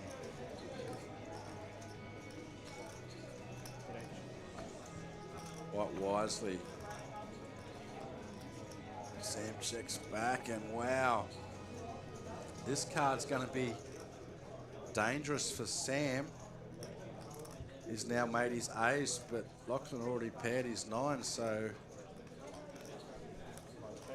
oh wow, Lachlan's done a really good check here too. Realises that Sam's raises contain a lot of aces, so if he did hit it, in fact he did, as we can see, now Sam's right where Lockie wants him, leading out with that ace, thinking his hand's good, and Lachlan's about to give him the bad news. See, Sam still has 600k back.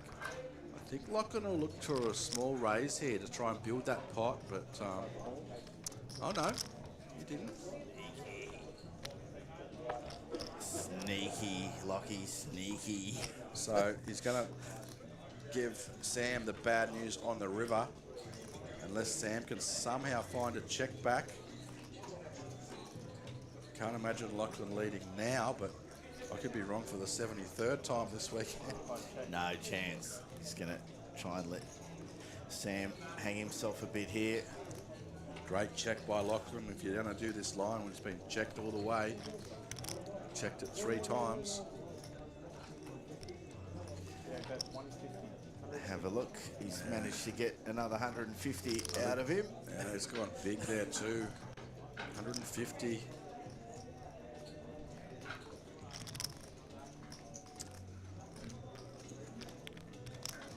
Three-quarters pot now.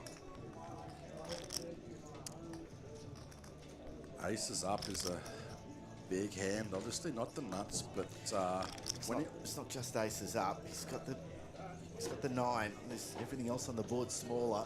Yeah, the top 2. So you know, even if Sam's pretty confident with 2 pair there, Lockie knows he's got the top 2. Yeah, and 6-7 is obviously the nuts, but because Sam raised pre-flop, that's not really going to be there. Yeah. So now Sam's got a decision as Lockie puts him all in. Oh, yeah.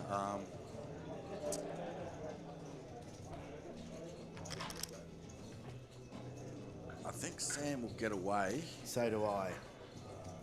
Because he's going to know how good a player Lachlan Crilly is. But he's going to be feeling it. But let's see. But the all-in is, it is a little bit deceptive, because can you imagine if Lachlan just min clicks him back?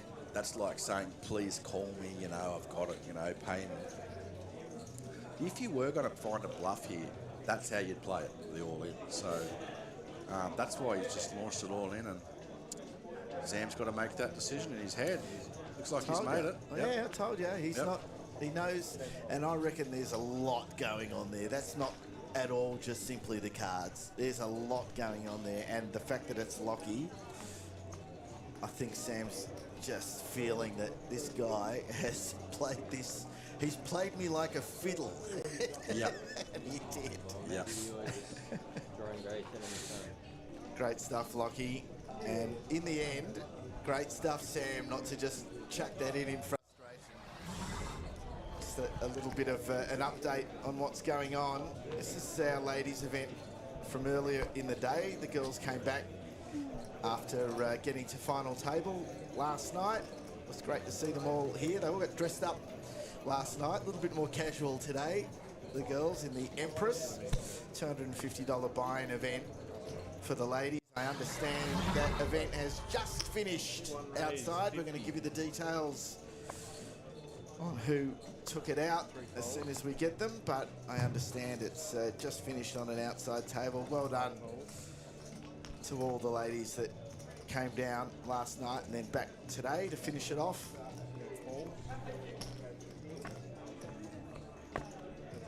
Sam's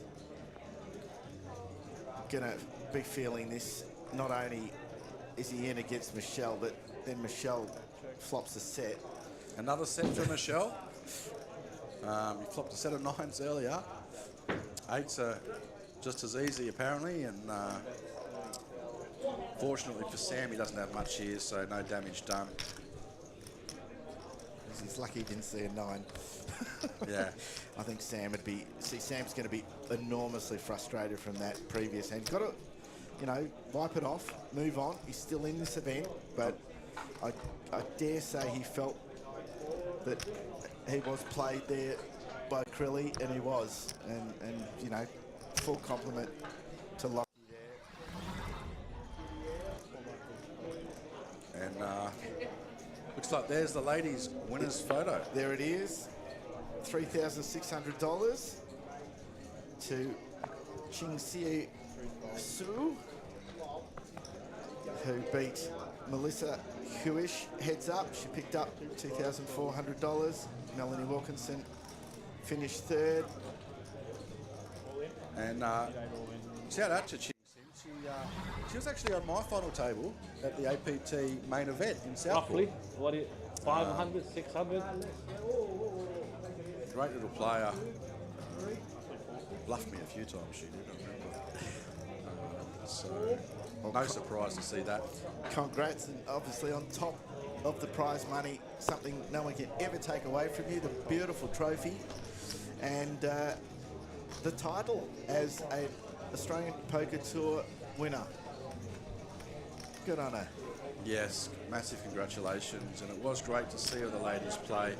Jade Mitchell and Shelley set up a fantastic structure and set up an even little nibblies and drinks session before the tournament started, gave some words of encouragement, and good to see the ladies poker in Australia is very healthy, and we look forward to seeing more and more ladies throughout poker the rest of this series and throughout further APTs.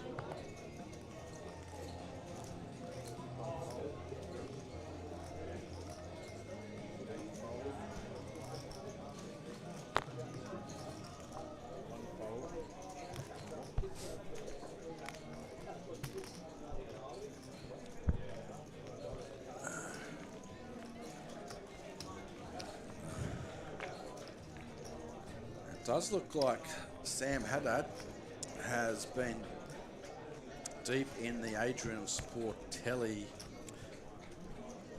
rule book, coaching book I should say, and got his chips stacked in 10s there. Everyone else stacked in 20s.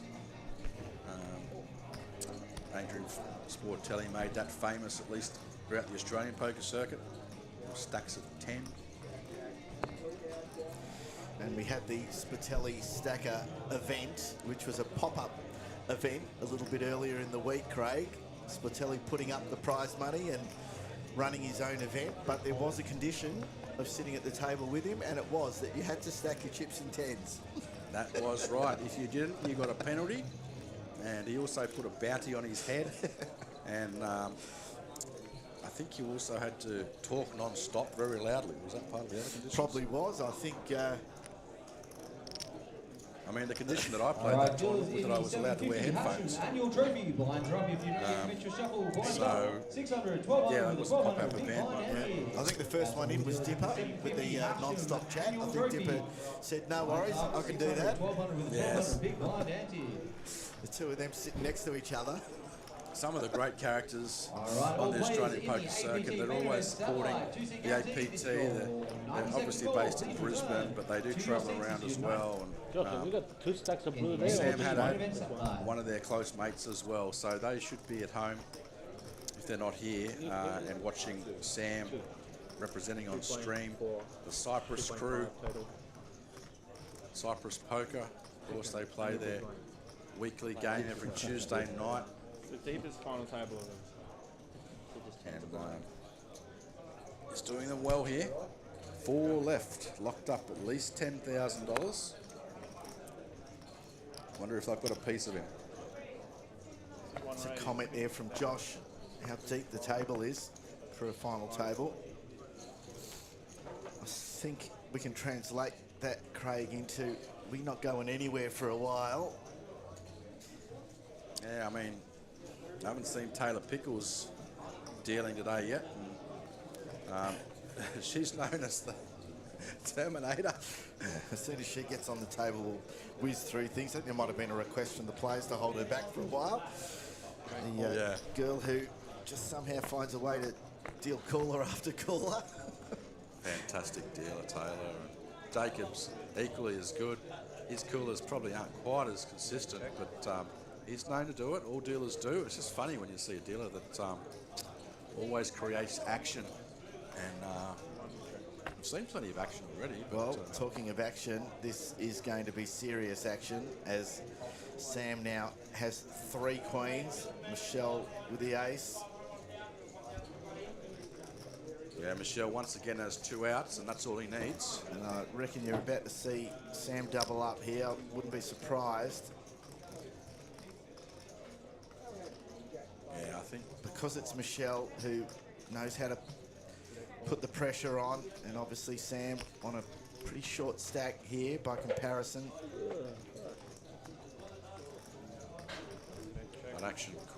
That card could slow the action down a bit. Not a, yeah. Which means Michelle checks back wisely. Yep. Just not the right card, I suppose, to... I think if Sam re-raised on the turn, Michelle would have had to have called and wouldn't have been able to check back no matter what the river was. But so Sam gets a few chips, but maybe not as many as he may otherwise have got.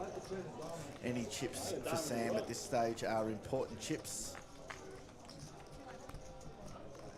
Don't underestimate him.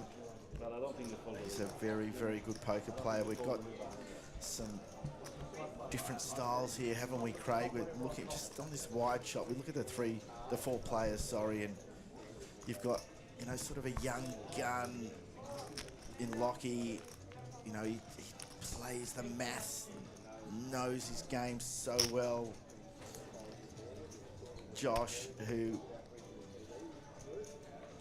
also is in that young gun mould, but certainly has a lot of game in him. We saw it yesterday. He finds the positions and gets his chips in. He might be miles behind, but just the pressure that he puts on and the sense that he has of who he's playing against. And then you've got Michelle here, who's just had so much success and is probably, be fair for me to say, one of, if not the most intimidating players to sit with Michelle. And that's both a physical and with his poker play, and then the experience of Sam. Well, certainly on the table, Michelle is intimidating to play. His aggression and just his demeanour, but off the table, such a gentleman. So loves to have a joke, and he's a massive family man. Not a professional by any means, but he's won more than many professionals out there, and just a lovely guy. So Josh now with the open ender, Michelle with the ace. Yeah, Michelle playing this one quite deceptively. Just called from the big blind with ace jack, just setting Josh up here, and when Josh bluffs the flop and continues with nothing and then turns equity, I'd expect he's going to continue barreling here.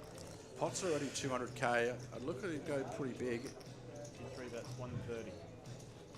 Yeah, 130, so north of half pot. And, see what Michelle does here.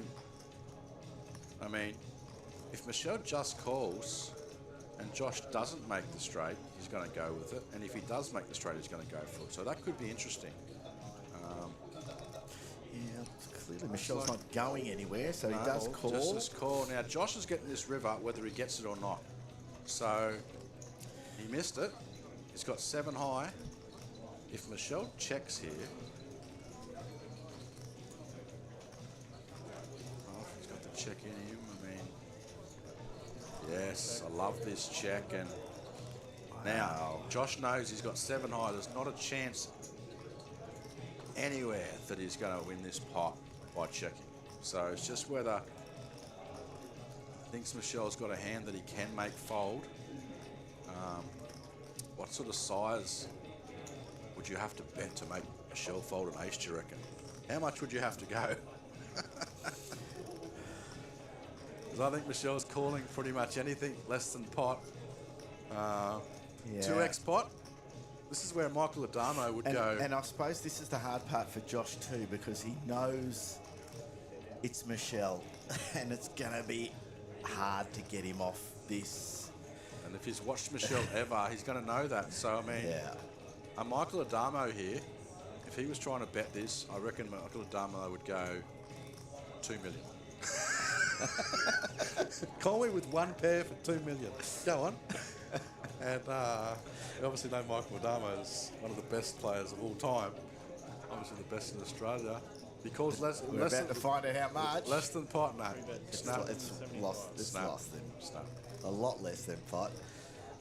That's actually not bad. It's a little bit less than pot. Yeah, 3/4, I guess. And but it doesn't feel like a please call me, does it? no, I mean, but if Josh would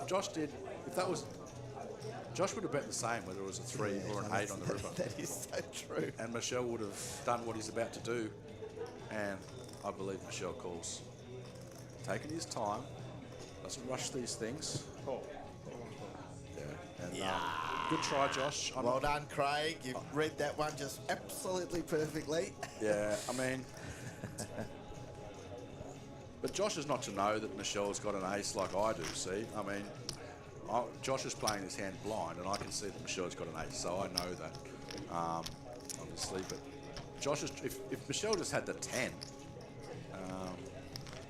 then that's probably a bet that he folds, you know. So I reckon that's just good poker all around.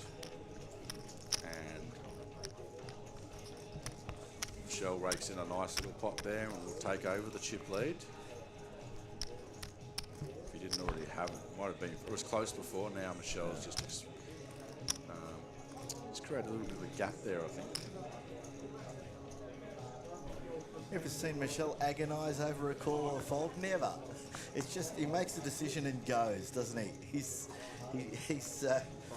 we see the expression on other players' faces. The hands go behind the head and the leaning back and the looking around. I've never seen Michelle react like that. He's just he makes a decision and goes. He plays fairly quickly, yeah. And I mean, and he does play a few of these high roller with the shot box. And I was going to say, if Michelle. If you could keep the time bank chips every time he didn't use them, he could maybe tile a wall at home because he plays so fast. He knows what he's doing. It's just years of experience, you know. And there's a sense of fearlessness as well that comes across. And you know, you don't know what's going on inside, but what he's showing externally is absolutely confidence, fearlessness. Yeah. I trust my instincts. I don't need to overthink this. I'm playing this as I go. I'm playing a step ahead of you. There's a lot of that sort of stuff going on. I think a lot of people too can overcomplicate poker. You know, there's a lot of, if you look at any sort of the charts and all that sort of they're talking about, you know, that can sort of turn people off. And Michelle's the perfect player to sort of explain to our audience and the viewers at home that you don't have to be a full-time professional that sits there studying everything on a computer like they did at the World Series final table and one of these geeky nerds. You just need a good feel and experience and just play it and have fun with it. Overall, you know, just get out of poker what you like. And Sure. A knowledge of the math and a knowledge of the odds and all of that Yeah. is very important. You've gotta but be whether that, intelligent. whether that completely dominates your thinking is probably the difference between the sort of the feel players and the more arithmetic players. So, and there's definite arguments for both. And again, I'll say it for the 100th time on this broadcast, I'm never going to criticise someone's play. I think you make decisions on the basis of a whole lot of things, but just with the way Michelle plays, it's almost as though he's thought about what's going to happen before he has to make a decision. It's almost like he thought, well, if Josh puts in a bet here of da-da-da-da-da, this is what I'm going to do. He doesn't have to wait for the bet and then decide what he's going to do. Do you know what I mean? exactly. Yeah. He's thinking in advance, and obviously being a tiler, there'd be a lot of mathematics and visualization, and you need to be fairly clever to do that as well. So you don't have to be a computer nerd like myself, and so a lot of people that can play poker very well, high standards. And you're never going to get a better final table of 4 players to see that contrast than this. You've really got the depth and breadth of type of player on this table. Yeah, that's right.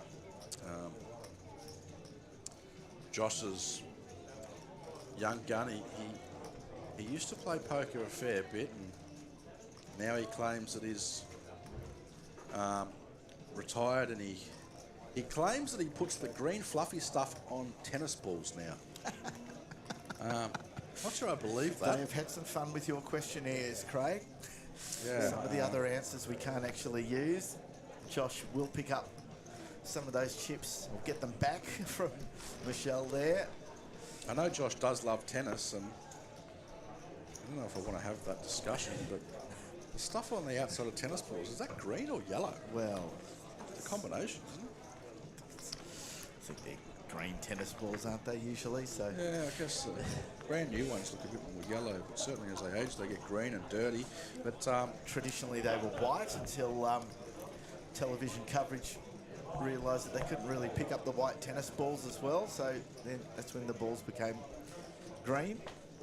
Fun fact. I mean, yeah, no, Josh used to play a lot of poker, and these days just more recreationally. Got a very funny sense of humour, Josh. He's a quiet guy, but if you get to know him and have a conversation with him, very intelligent, fun guy to be around. Loves his sport, very active. Golf, tennis. No surprise, Michelle's sitting on top of the V-pip there. That's the voluntary money, putting into the pot. So any money that goes in outside of the blinds is the V-pip. Yep, and the chip leader's generally going to be the most active, putting the pressure on the shorter stacks. And really, we've only got one short stack at the moment, and that's Sammy Haddad with the Sportelli stack of 10s. Doesn't feel like he's going anywhere in a hurry, Sam. He's playing this smug, possibly too because he hasn't really been getting too many great cards to start with, but doesn't feel like he's, getting frustrated in any way or short in any way. He did. It's a bit steamy after he got dragged along by Crilly a little earlier and lost a whole lot of chips. Queen Jack, though, out of the big blind, might get him interested enough to have a look, and he does.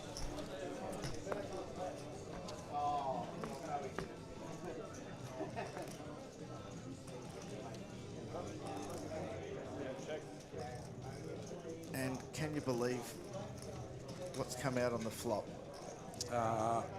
Well, yeah, Josh has just flopped a straight. Don't worry about it. Is 92% in this pot, but mind you, Sam's not hating this flop either. No, that's the worst thing for Sam. He's not hating this flop. Yeah, so like this bet from Josh, and get called pretty quickly by Sam.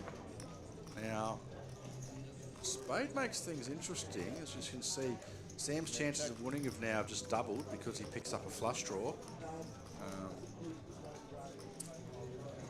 Do you get any more for having a 6-card straight? Or no, that doesn't work, does it? No, not in Hold'em, but probably in some of the 7-card games. I haven't played them for a while, but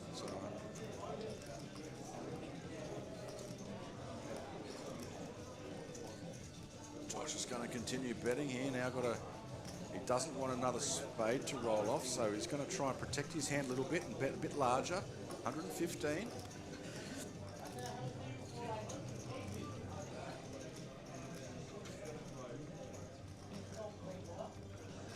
Sam's got a tough decision though. He's getting short, so he knows that if he calls this and he misses, he's going to be in a world of trouble. So, but he could do anything here, couldn't he? Yeah, I mean, at the moment he's beating a stone-cold bluff from Josh, and Josh is one of those players, as you said, who can have a lot of stone-cold bluffs. So that's going to get him paid here once again. Josh Norvok, when he's got the hands, makes him very, very dangerous. Sam, just looking up at the camera like, please help me. This is going to take some time.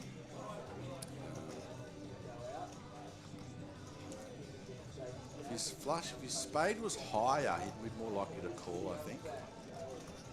Oh, he has called, and definitely not getting the right price to call based on what we can see, but and he misses. That's one of those things you see at night at 10. It's a brick, and it's an all-in from and Josh. it's a snap fold from Sam with Queen High, so that should be a snap fold. He shakes his head again. He's like, how did I miss all my outs? Which was probably fewer than he thought there were. Yeah. I mean, he was in the world of trouble there, so he's left with 282,000 when he eventually folds this, which is good enough for about 12 bigs. I suppose if Sam could look at any positive side of that, is that he's pretty lucky a queen or a jack didn't hit there. Yeah. Because he would have thought he was miles ahead if it did, and in fact he was dead on the flop to the flush, and the flush didn't come. Yeah.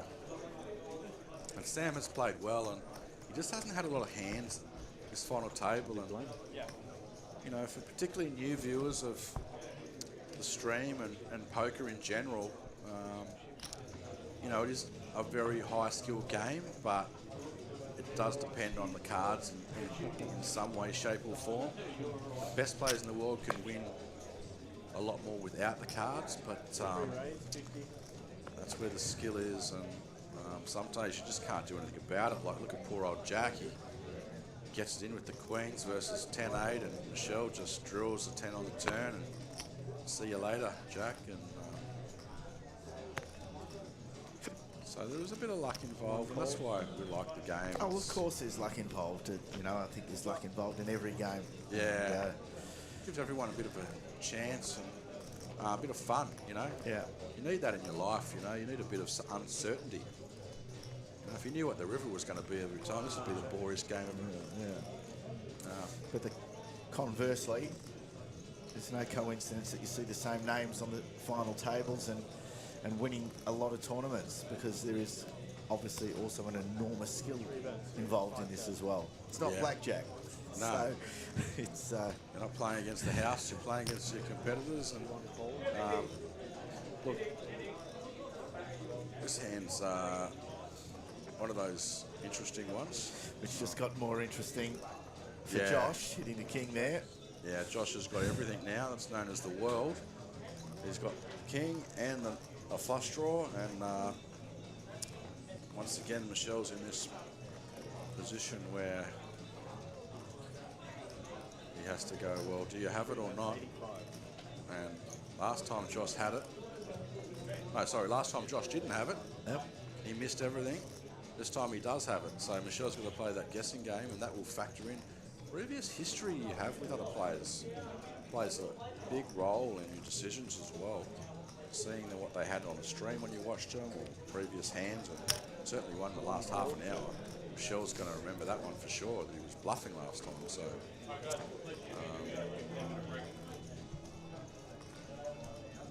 Bluff last time. We know he could be bluffing again. We'll just see what size. It's almost exactly the same size pot.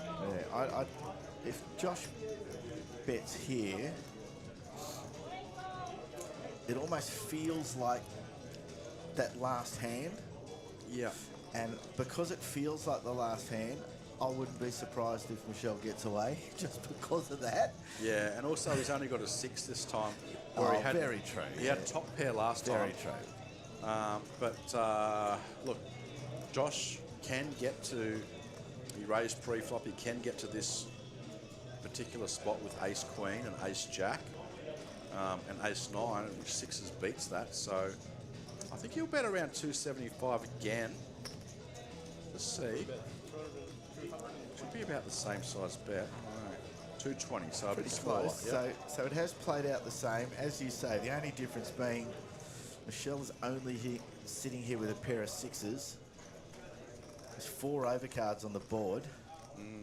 Gonna think about it. So this one, he probably made up his decision already, and he's just going, well, should I change my mind?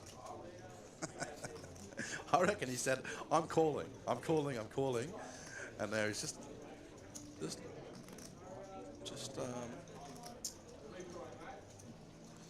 making his mind up.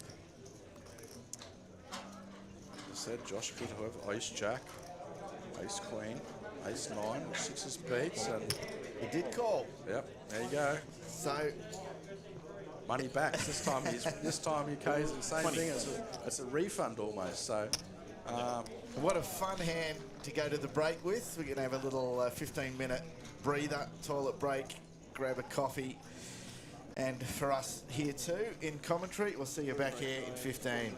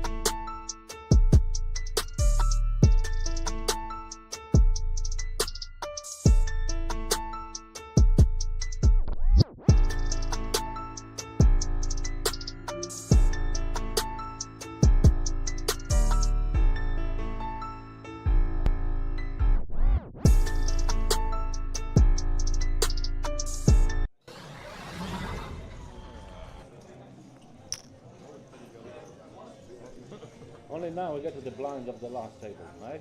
Yeah, we're back. 5-fold. It's more like it. What we were playing. As we join you from after that short break, continue here, 4 players in the Joe Hachem annual feature event, $1,650 buy-in. We had 82 players, building a prize pool of 109,000. It was a slightly unique format where players played down to the end of late rego, where a bounty was introduced. We had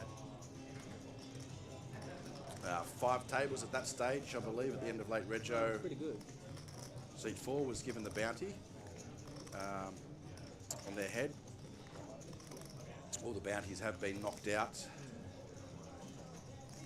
Andrew Beatty was the last of those. Travis Endersby was also a bounty knocked out. When they got down to 24, they bagged up and we redrew. And then we had 4 tables of 6 for a shootout format. And each of the 4 tables of 6 played down to 2. And each of those 2 players made it to the final table and was then in the money. So since then we've lost 4 players. Chris Andrettis from Melbourne, Shepparton, I should say, in Victoria, $4,350. Jordan Westmoreland joined us from Seattle, United States. He finished in 7th place, just over 5,500. We then lost Didier Guerin and Jack Ramsden. So 4 players remain. First prize is $34,860. 2.2.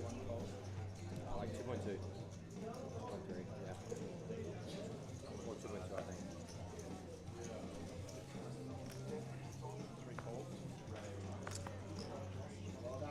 And we have some very familiar faces on the final table here.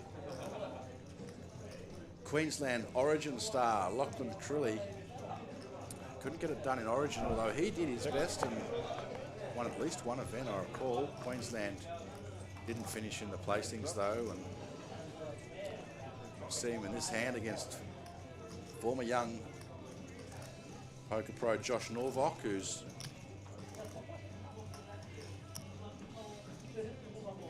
originally from the Gold Coast and now not playing as much poker. Just shows up for the big events like this one and into the final 4. Second in chips, only to Michelle and Nunu.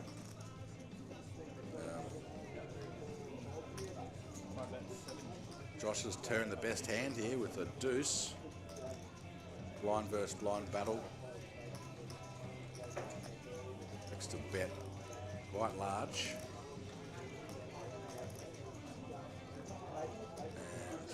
See if Lachlan gives him credit for anything here or pulls him down with ace high at least once. Seems he will just do that. We go to a river. A queen is also an out, along with the aces and 10s, which comes in the 10, so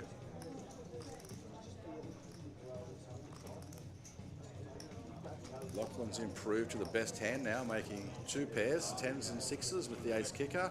Josh knuckles it down. Now we'll see if Lachlan goes for value. I expect he will. One of the draws missed, and flush draws they are, and it's quite credible that when Josh checked the flop, he doesn't have a queen or a 6, so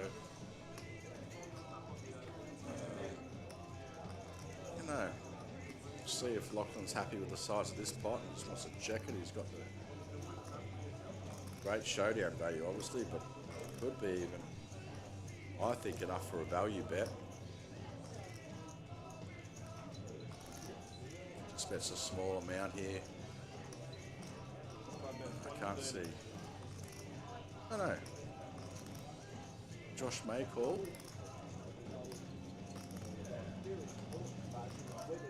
Lachlan would be forced to bet his missed flush draws if he had, say, 9-8 of spades or something like that, and 9 high was no good. So see what Josh does here. He's only beating the fresh air that Lachlan could potentially have, but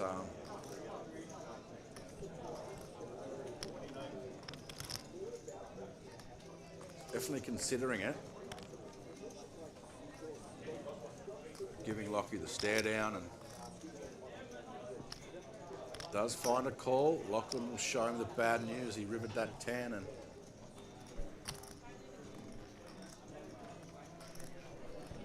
$500,000 chip pot goes the way of one of the young guns in Queensland poker, Lachlan Crilly.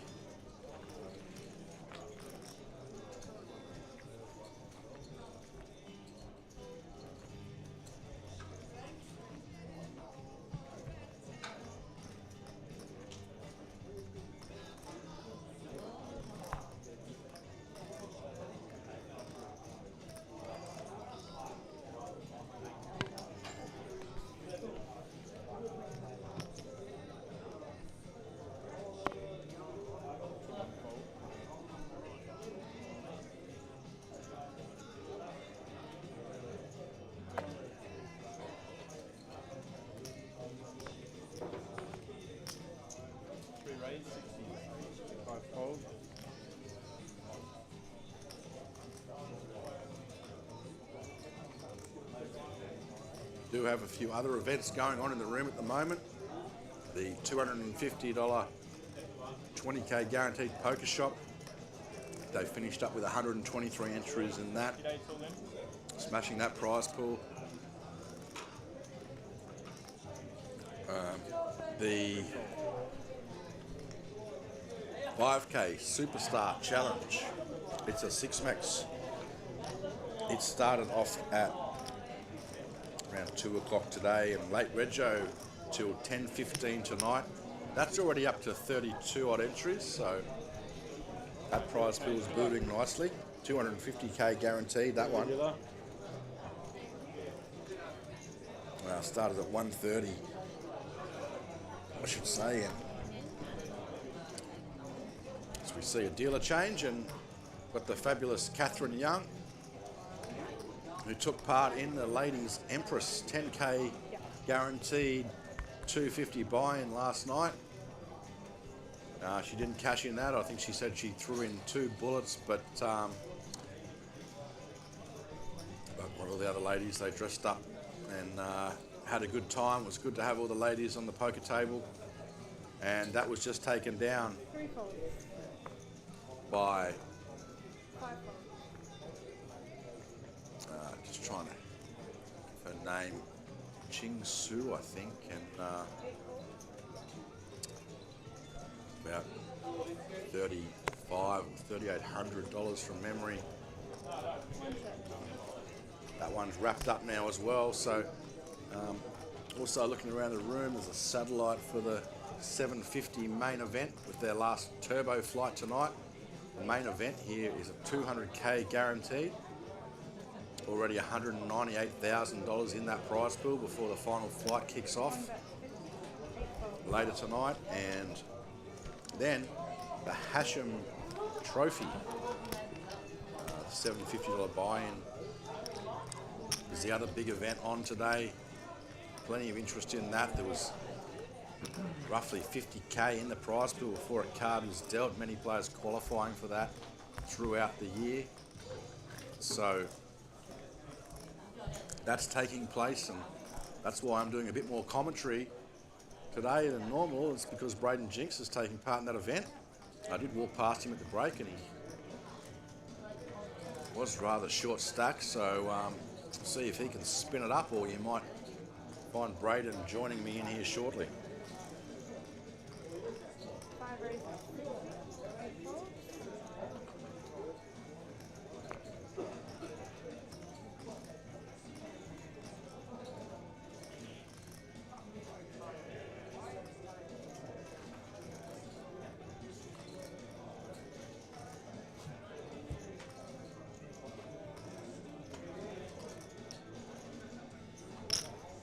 One raises. 190.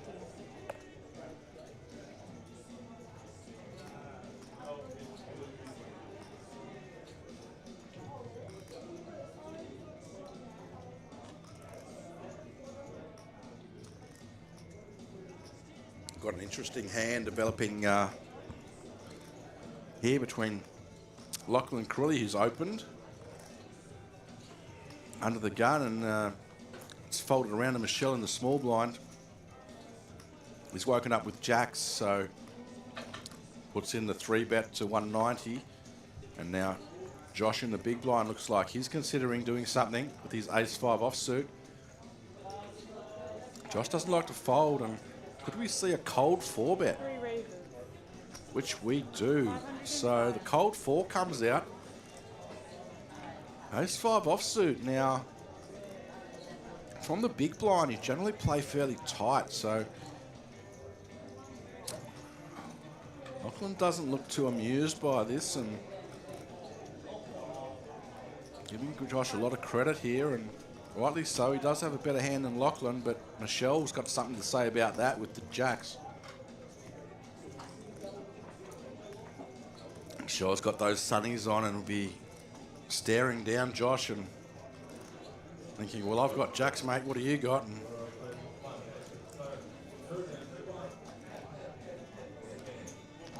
he'll be sussing out whether he thinks Josh is nervous. And could we see a 5-bet? We do. Could we? Is that a 5-bet? No, I thought I saw the, wow, I just saw the big pile of chips, Michelle. I thought he was doing the 5-bet, but I'm wrong, and he has just called. Now that's an interesting flop because, as we can see, Josh has made trip aces, but the fact that there's 2 aces on the board, Michelle probably not giving Josh credit for them. And wow, Josh has filled up. Aces full of 5s, and has this hand locked up now. And it's up to Michelle. The fact Josh checked the ace-8 after the 4-bet may look a bit sus in Michelle's mind, but he might also do that if he did have the kings or the queens. So kings would certainly be a 4-betting hand. Also ace-king. Ace-5 suited normally, but the ace-5-0, Josh has found the 4-bet and now elects to, after checking that flop and turning a boat, is no longer going to slow play this, and is interesting to see if Michelle does call here. I mean, he does have the jack of clubs working for him, but we know that's no good. Has extracted another big bet out of Michelle, 500,000 chips to go into the other 1.5. So there's 2.1 million chips in this pot. And wow, Michelle's now made the flush. And oh, this pot could get even bigger. There's no way Josh is slowing down here. It's going to be SPR is less than the pot now. Stacked the pot is, that means Josh has got less chips behind than he's in that pot. So set up perfectly for a river all in, and then Michelle will be at risk if he calls. Can't imagine he's going to call quickly, but Michelle's in a really tough spot here. I mean, was it bad river for Michelle to river the flush as well? Gives him something else to think about. What else could he beat? He can now just beat the ace-king. He can beat ace-queen. He can beat ace-jack. All the hands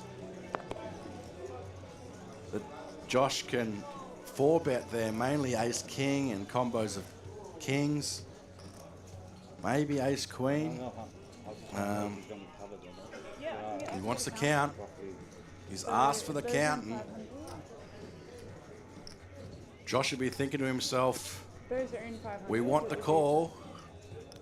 the million. He there. might also be Million running through his head what Scotty Wynn said in the 550. I'd say pre-2000 final table. You call it's all over, baby. And yeah, Josh is pleading for a call here. This would be a huge exchange.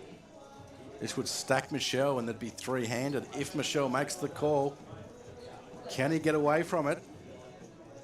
As I said, Michelle knows he can beat Ace-King now. Can beat Ace-Queen. Can beat Kings. Can't beat the Kings with the King of Clubs though, so plenty to think about. Some of those Ace-Kings and King combos that we did mention would have the King of Clubs in it, so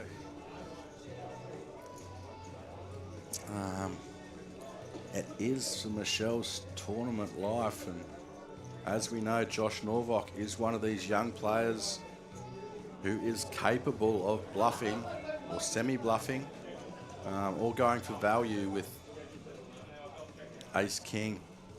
So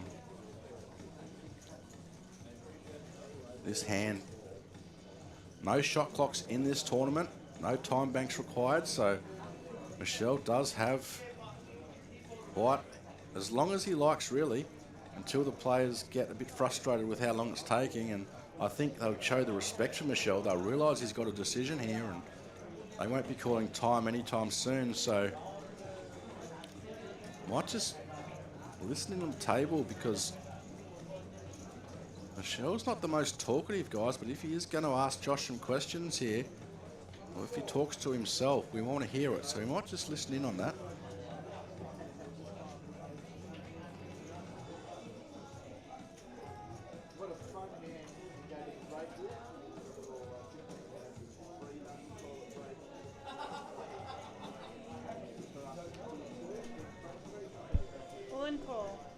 Wow, and he's called, and it's all over, baby. All over for Michelle. Yeah, for love.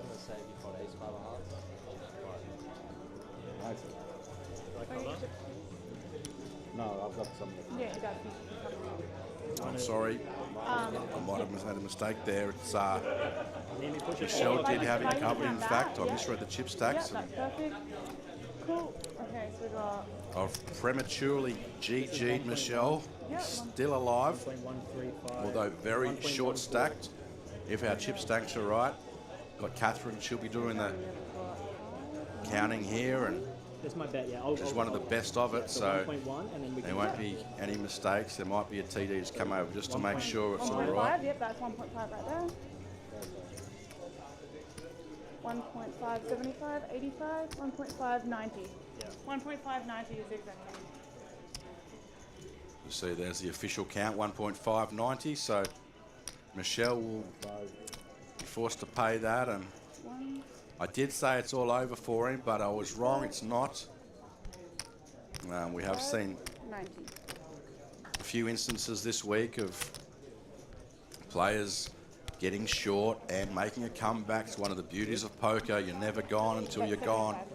And Michelle still has around 238,000 according to our graphics. 85, 5 more. So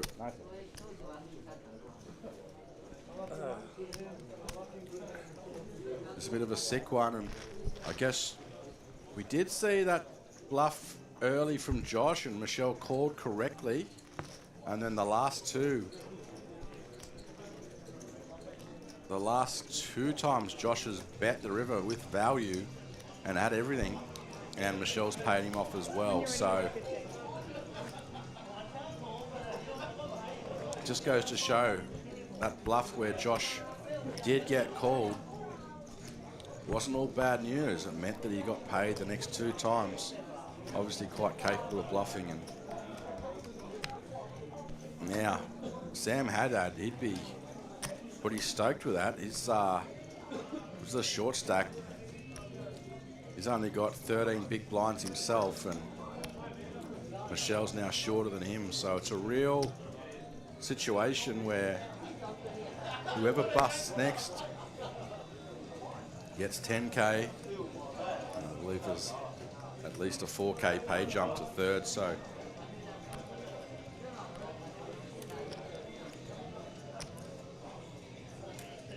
Battle of the short stack. Battle of the short stacks, I should say. They will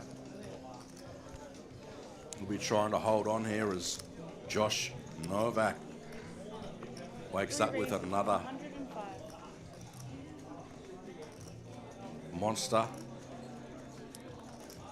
This time he's raising the big blind of Lachlan Crilly, and Lachlan's actually in a position now where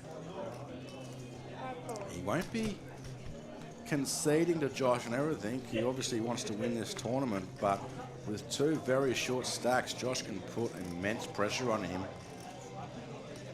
Josh covering him means that he could stack Lachlan, and when there's two short stacks, that's the last thing Lachlan would want.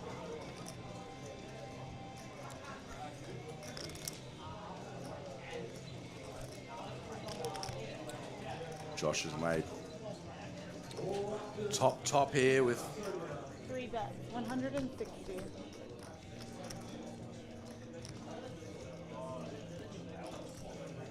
Josh has got top, and the spade's working as well. Lachlan did pair his 9, so wouldn't be surprised if he calls one street.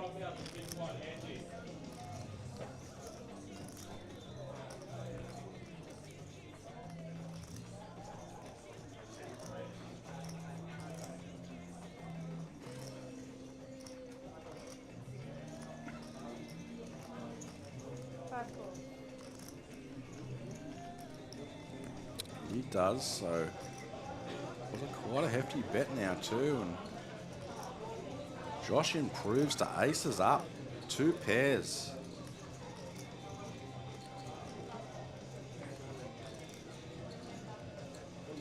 Josh does have that spade working now. Obviously he can't make a flush, but he would realise that him having the king of spades means Lachlan's most likely not on a spade draw as well, or at least not the nut one, so he does still have plenty of spade combos from the big blind, but he's just thinking, well, how do I want to play this? I've obviously owned this pot. Just how do I get the maximum out of Lachlan? And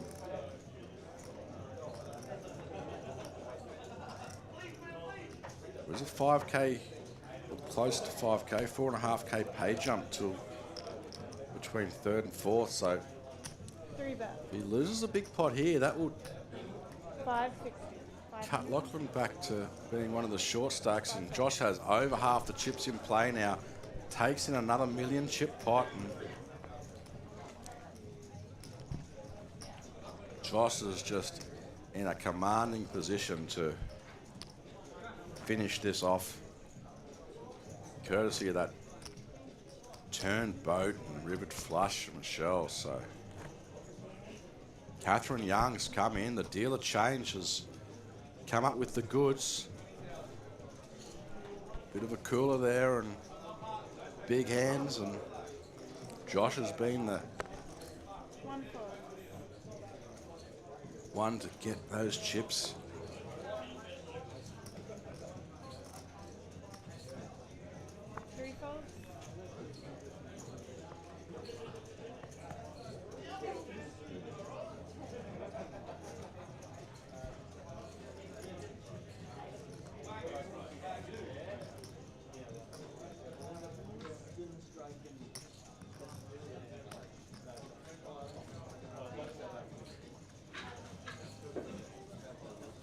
Lachlan's in the small blind here, and he's going to elect to jam because he knows Sam can't call off loosely at all with the other short stack around Michelle, but when you wake up with pocket 10s, use snap call, and you see Lachlan with the Robbie Jade Lou, Jack 4.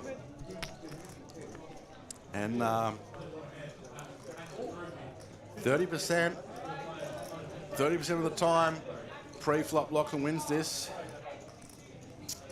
He's missed the jacks. He's just got 3 outs. He's got 1 card to go, and he survives. So Sam will love that. Michelle will hate it.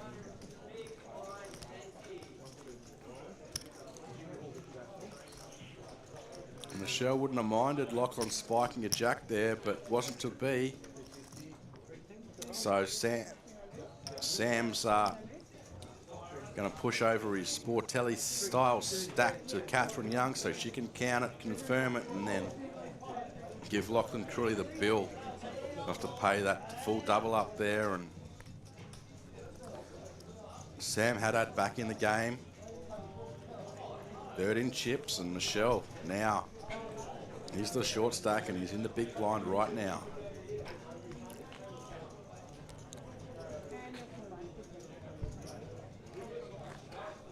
We saw Sam Haddad quite fortunate there to wake up with a hand on the big blind, and now Michelle needs to do the same. Here's the shortest stack.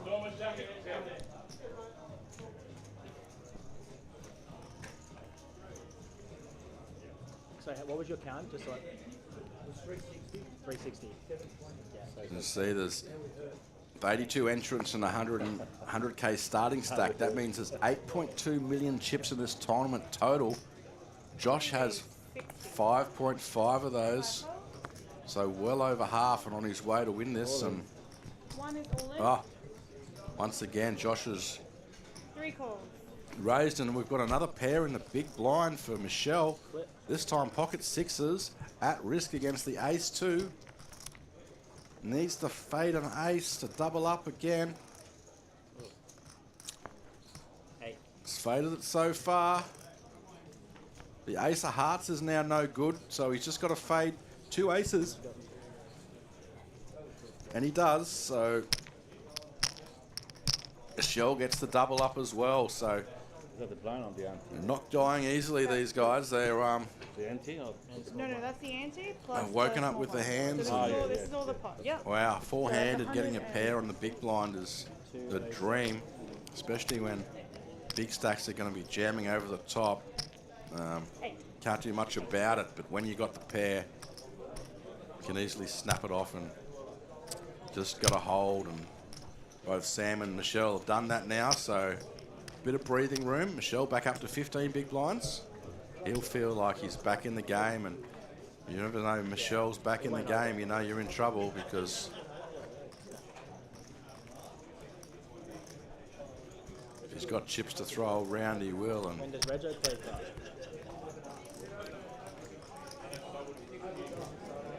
the hard man to beat at the best of times, Michelle. And he's got through the blinds, he's got the double, and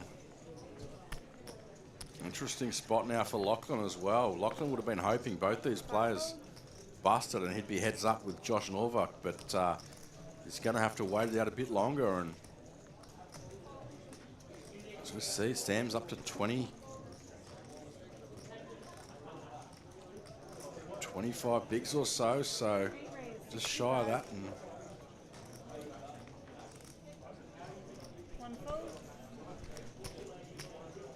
going to raise the ace 5. Josh Norvak in the big blind. He's got 9-2 suited. He'll be calling that.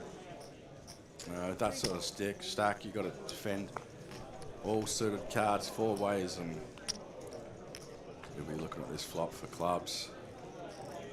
And we get 3 hearts, so no help for anyone there. Sammy doesn't have a heart. Well, he doesn't have a heart in his hand. He's got a big heart, we know. He's made it this far.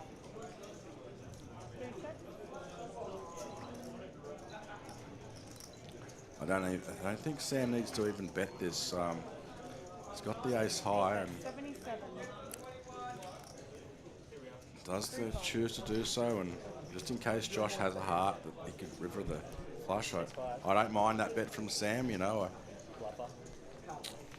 Wasn't required, but as I say, I'm commentating this, and I can see the cards they've got, so that does, I guess, make it Gotta be lucky. a bit different, doesn't it? Sam wins another little pot, and both our short stacks are back in the game now. Just as we thought this was going to be wrapped up pretty quickly once those two got very short. Now they're back in the game, and look at this. Sam Haddad. Cowboys, pocket kings. Raises 65. 1 call. Raises, nothing there for Michelle. Josh with this sort of chip stacks, not going to fold too many hands, I imagine. Does have Lachlan in the big blind to worry about, but Jack 8 suited. It's plenty of hand to call 4 ways, and Lachlan pitches the king 3-0, so we know one of Sam's kings is gone, but so far he doesn't need them. He's in the lead. And,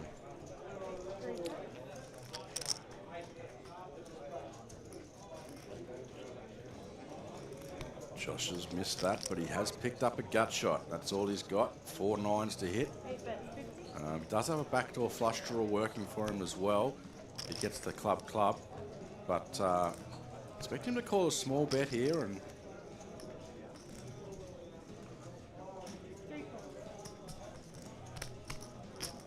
Sammy won't mind that. He's just slightly worried about the 7, and Josh does pick up another 7 outs. 10 outs now.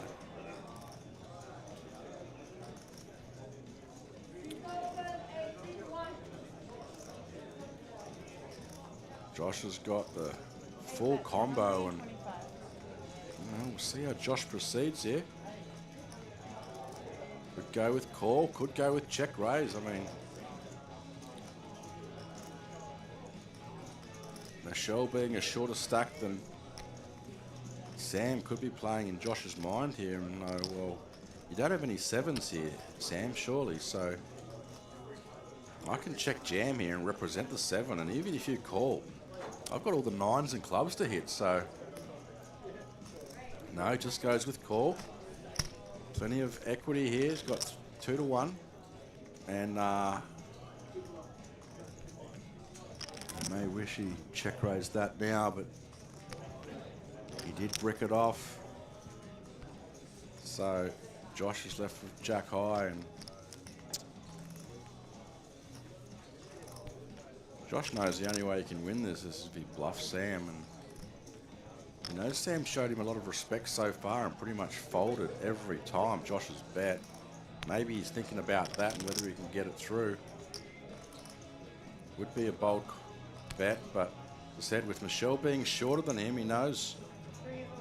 Look at this, all in, I love it. And now Sam's got a sick decision. Is he going to just call it?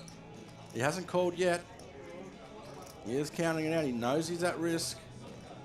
Josh has done this because he knows Michelle's shorter, and Sam has folded every time Josh has done this, but Kings is just too high up, and he's going to see the good news. I do love the bet from Josh.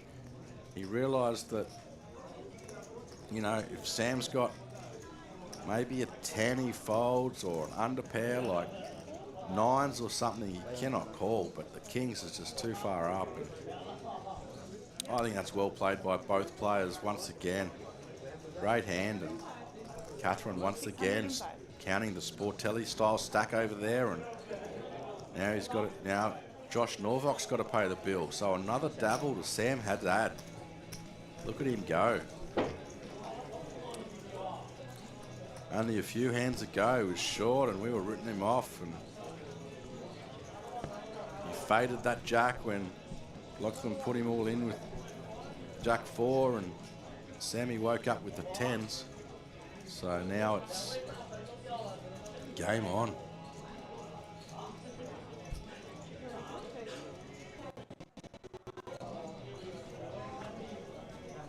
Now you're heading in the north.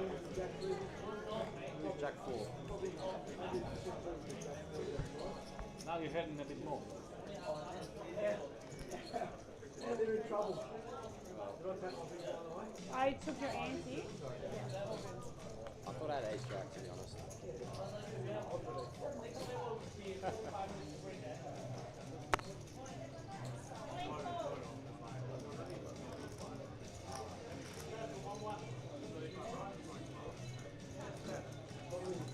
I didn't even put a dent. Not even a dent.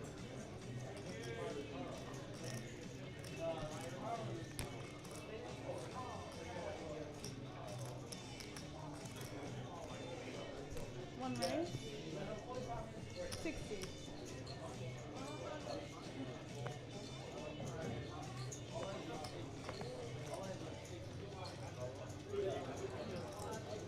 Now Michelle back on the bike. Queen 10 under the gun. And likes that four-handed. He's opened. He is off only 15 big blinds, so these small raises, particularly off a small stack, do straight away get a lot more respect than. That's why we don't just open jam. Sammy's defending there with the 8-6, and simple C-bet from Michelle will probably take this down. Don't see Michelle slowing down at all. As he reaches for chips, puts it in the pot, and Sammy's going to quickly fold that, I'd imagine, and he does. So yeah, quite interesting four-handed makeup at this table.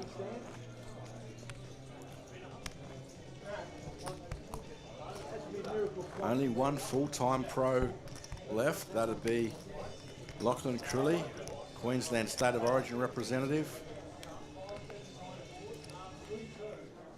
Got the former young pro Josh Norvok, who now just likes to play golf, watch the UFC, and jump in the ice baths and have a sauna. He's got the chip lead, still got over half the chips in play, so still going to be tough to get past him, but just raise and take it. As you see, these chip leaders, that's how they play it. Especially young Josh Norvok is going to use that chip lead to his advantage.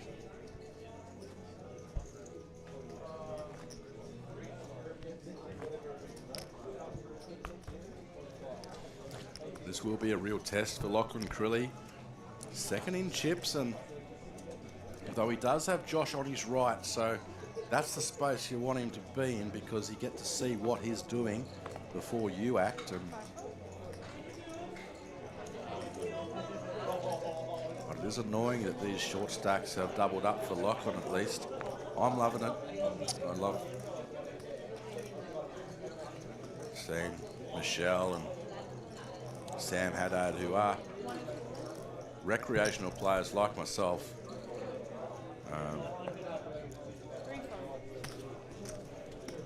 taking it to the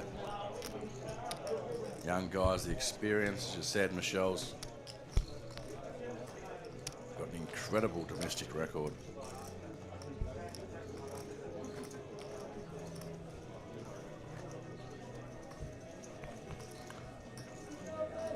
I'm sure if you've been watching the streams, then this isn't the first time you've seen Michelle in the final table stream. It seems to be there every single series.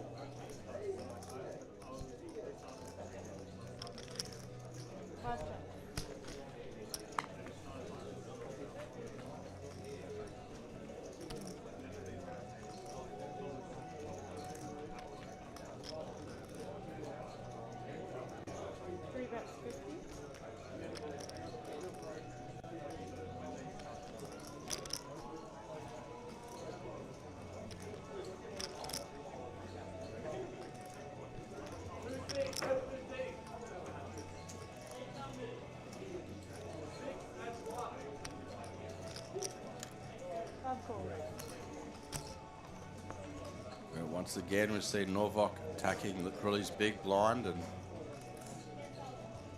just choose to limp this one and flop best, top two pair. Lachlan did have his flush draw working on the flop, but that's no longer a thing. He's now got a gut shot only.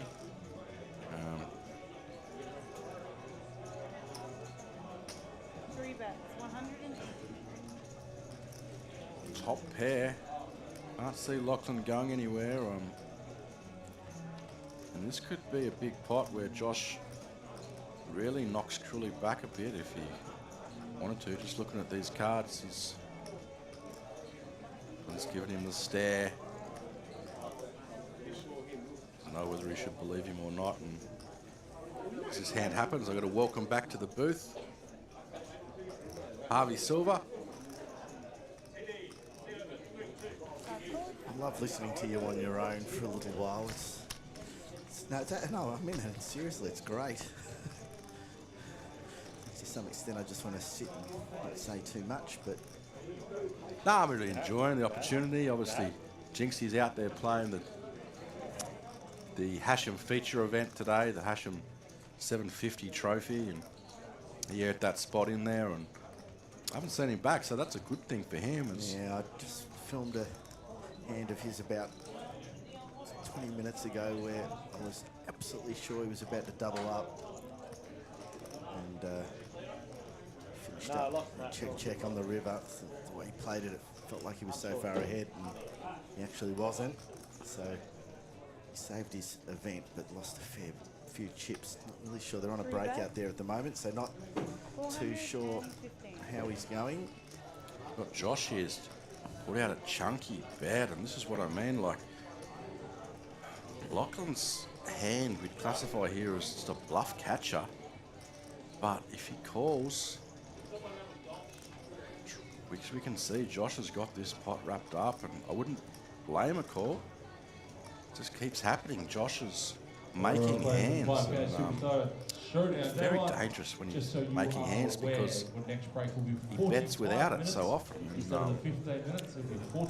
Lachlan's first figures, well, I can't fold a pair here to you. Like, can you have it again? You can see he does, and it will really hurt like his stack. No, he might get away from it. I don't know. It's just missed a hand where Josh bluffed and got called by Sam Haddad, and how good a fold is that? That's a very good fold, Lachlan. Top pair. It's hard to make a pair and hold them, and he's folded the top pair, and yeah, there's a little bit going on there too with the stack sizes. So if Lachlan calls there and he's wrong, which he would have been, he'd drop down below Michelle and Sam, who just got some big double ups as well. So yeah, things have switched around since we came back from that little break. Yeah, if you've just joined our coverage, a really interesting format. This one switched 3 times, 3 different formats within one event, which also tests out the players. And Craig will take you through those formats as he knows them better than me. But it was really interesting to see it start in a sort of as a conventional tournament, and then switched itself. It was a unique tournament like that. So everyone started 82 runners, $1,650 buy-in. Started as a regular tournament. As soon as late rego closed, every table then got a bounty drawn, and that was drawn to seat 4. I can only remember a few of those bounties. Travis Enderby was one, Andrew Beatty was another. Andrew Beatty was the final bounty to bust just before the final table. So once the late registration, they became a bounty on each table. Then they played down to 24, which is when they bagged up, and they went to a shootout format. 4 tables of 6, and basically you had to win or run top 2 on your table. 4 tables left with 2 on each, then they became the final 8. That's what we've got now. Once you made the final 8, you were in the money, and you had your share of that $109,000 prize pool offered, and you've already seen 4 of those depart the final table. We're left with these final 4 now. $34,860 up top, $10,000 or so for 4th, $15,000 or so for 3rd, and it's 24 or 25. 24, I think you're right. 24 for 2nd. 23 and a bit, I think. Let's just have a look here, mate, with Sam picking up the kings, 3 bets them. Josh, suited connectors, calls. Yeah, this is the 2nd time in about 5 hands Sammy's had the kings. Bang. Set of kings, top set. Now, as a 3-better out of position here. You'd normally just bet really small, I'm thinking, about 150. There you go, 140. Because you've got so much of that board. I mean, you don't have the spade, so you've got to be a little bit worried about that, which is why you may bet a little bit bigger. But Josh has got that gut shot working. No other draws. Doesn't have a diamond to see. So just a queen for Josh is all he can hope for here. 7 of spades. That does give him the extra out. The 8 now comes in, so he's got what we call a double belly buster. 2-way straight draw, as they sometimes say in North America. It is a spade too, so yeah, Sam's going to get a little cautious, you'd imagine, or want to take it down here. It's one of the two. Yeah, and he won't know Josh doesn't have a spade, so Josh wouldn't also like that. I mean, if Sam bets big, then Josh isn't going to be too keen, I wouldn't imagine. And he has bet big. Yeah, so Josh knows that, yes, he's got a double gut shot here. He's got the queens and the 8s, but, you know, he doesn't know that the queen and the 8 of spades are any good, so he might only think he's got 4 or 5 outs, not 7. So, facing that size bet, I mean, hasn't folded just yet. I don't know. Maybe he's thinking of raising, which would be catastrophic. Can't be folding top sets four-handed, even if there is a flush out there. Josh just looks like every time he's in this spot, he's one of those guys. He wants to put you to the test, but both times he's done it. The last time he did it, Sam had kings as well, and Sam just had to call, you know. And if you got it, you got it, and this will be much the same, I think. See those devious intentions going through Josh's mind.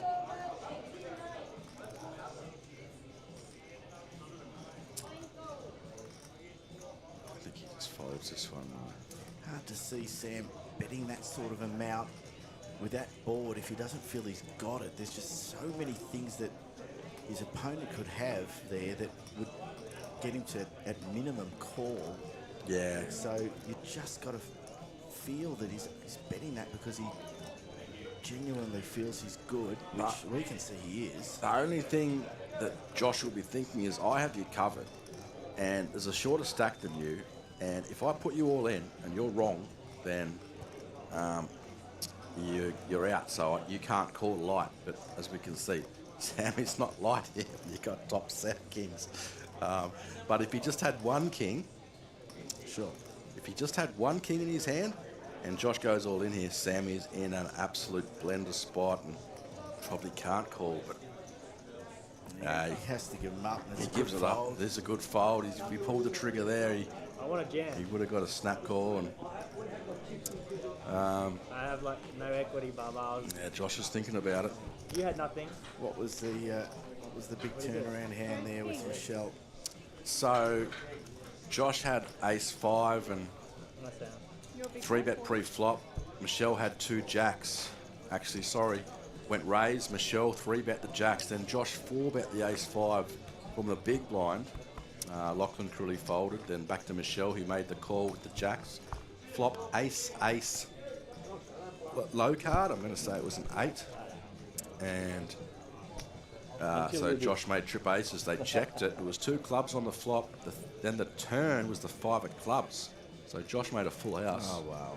Then Michelle picked up his flush draw, rivered the flush, drawing dead to the full house. But when he made the flush, and Josh bet big again, and Michelle paid him off. And the big hands continue here. Yeah, Just saw incredible. kings. Oh, wow.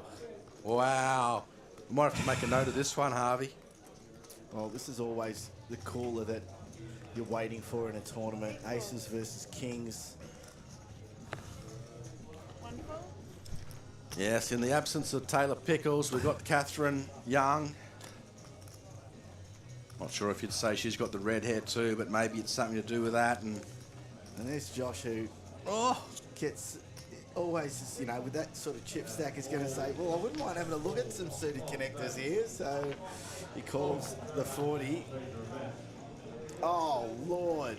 Holy moly. And what's going on here? I was going to say, those percentages hadn't updated till late. Wow, look at that. That's crazy.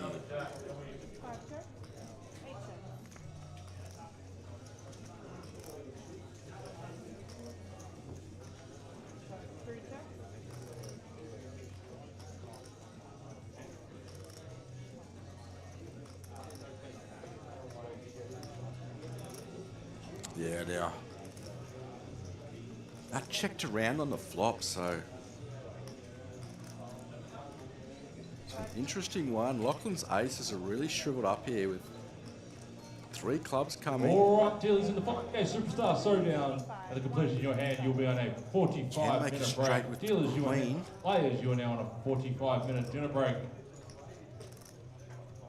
Josh has just got to put that in the bin now. Not a heart to be seen and drawn. Well, that's a mistake. All right, there's something's going on there because you can't have 2 kings of clubs. It's got Sam's previous hand. This has happened to us a few times. Oh, wow. Right, yes. so this has happened to us a few times where it's kept the previous hand up. So we actually don't know what Sam's got here.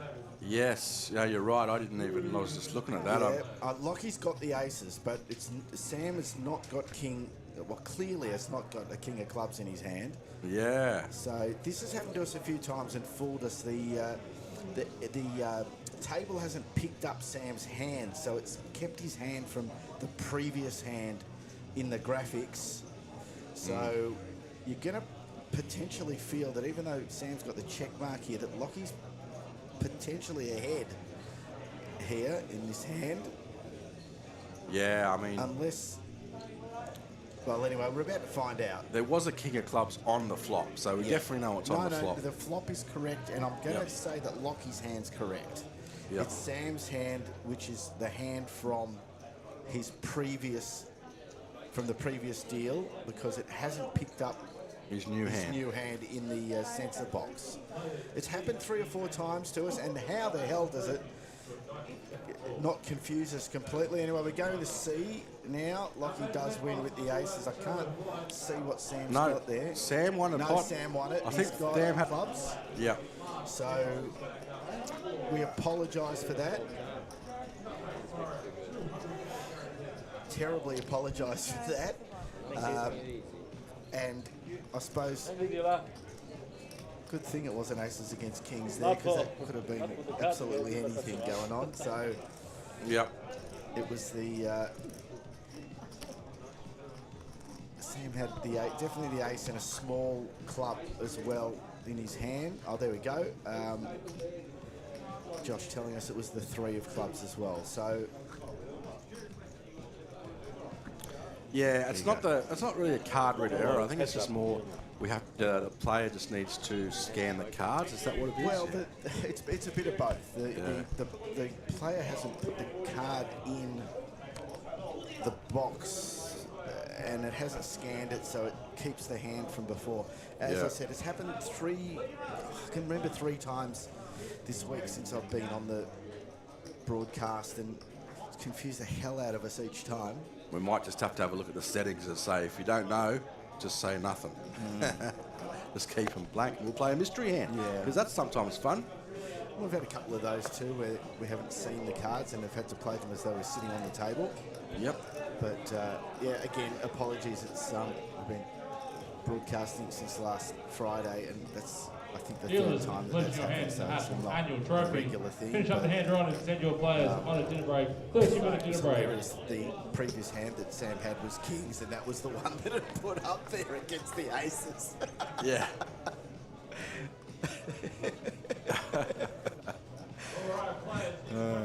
Well, thankfully, there's no duplicates on this one. We've reset the computer and see Lachlan in his hand, and that's amazing. Sam had that. He was down to nothing. Not for the first time in this tournament, a few times, and he just scraped into the final table, and now He's got 2.6 million chips, second in chips, and yeah, look, this is a long way to go in this tournament.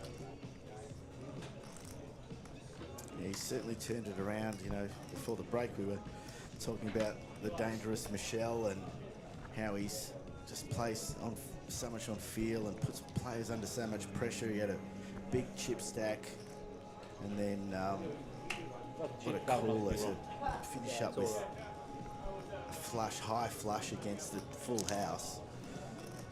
Of course, he was going to lose a fair bit of his chips there, and he's now down the bottom of this stack, and the very steady Sam Haddad has worked his way back from a very small stack to well over 2 million. It does turn around pretty darn quickly, doesn't it? Yeah, it's the beauty of poker. You can never write a player off. And if you saw Michelle, I GG'd him. Yeah. I thought he was covered by Josh in that hand. He's left with 238,000. I did the Scotty Winnets all over, baby, and I did a count, and he had 200 chips left, and look at him just building him up, and so the beauty of poker is you're not out until you're out. Chip in a chair, as they say, and both Sammy and Michelle are two most experienced at this table. I mean, in years, I mean, not hands. Lachlan Curley would have played a million hands, so did Josh Norvok and Lyon and in the ups and whatever, but can't beat experience, you know. I'm loving seeing Sammy Haddad there with the Sport Telly stack.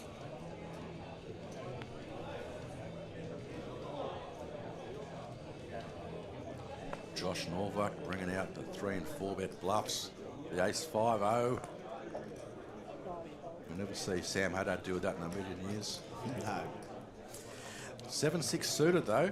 Have we seen some suited connectors come out? I mean, we may not have seen a whole heap apart from all those kings, a whole heap of premiums, but geez, every round there seems to be someone with suited connectors. Oh. Michelle's going to push all in with the ace 6. Maybe just under 500, something like that. With nearly 2.5 million chips. He's going to ask for a count. A bit more.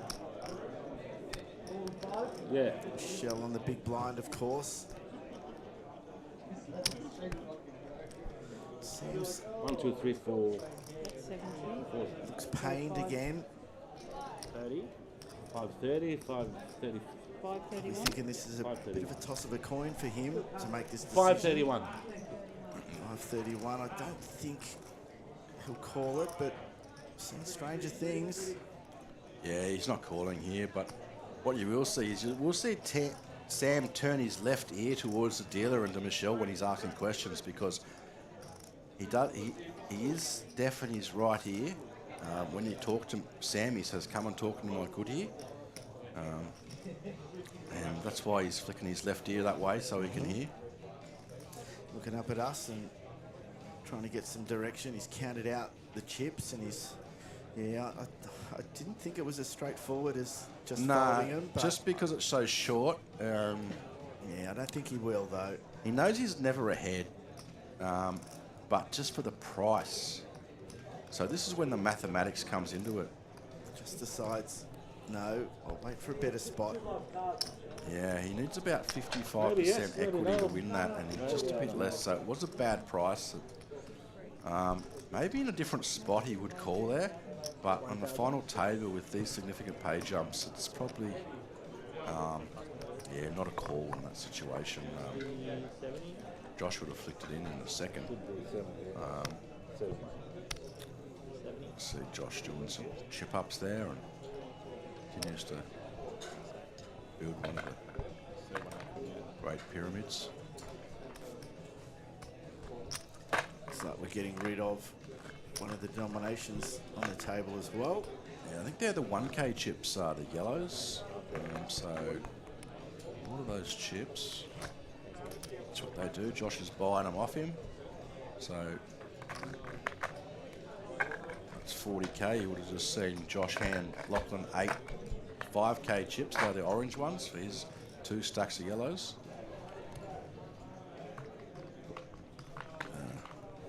Josh is the bank. See if you can finish it off. Lachlan Crilly now getting a bit shorter and having Sam on the button here. King 10 offsuit. He's going to raise it. Yep. Looks like a raise to 80k. Shell gets rid of the King 6 suited, and Josh has got pretty ugly looking 9-6 offsuit.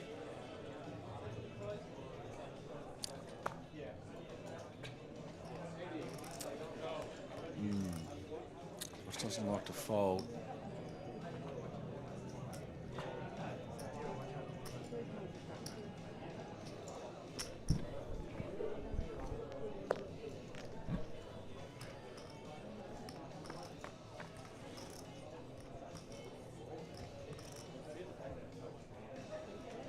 Nothing really there for Josh. Just checks back Sam, second pair. Check again. Check. Just a quick hand for Sam to pick up. Yeah. A few chips there. He's going to cash in his thousands as well. We did have a break in between, Craig, but it's felt like it's been four-handed for a long time here. The guys were talking about how deep this was at this stage of the tournament. By deep, I mean how many chips going around and the distribution between all of them, and you know how they all had lots and lots of chips. But I think we've also learned over this series that can turn around pretty quickly. A couple of callers and the chips move around very quickly. And we've seen one here, which, as he said, you thought it actually knocked out Michelle, but he's was able to survive with 200-odd thousand chips after having about 2.5 million. Yeah. But you know, generally, this has been these four players for a very long time. Oh, Sammy had that big slick. Ace King suited. Big hands continue. Sammy hoping someone could pick up something to play. Josh picks up something he can play. A pair of sixes. Yep. He'll be calling at least.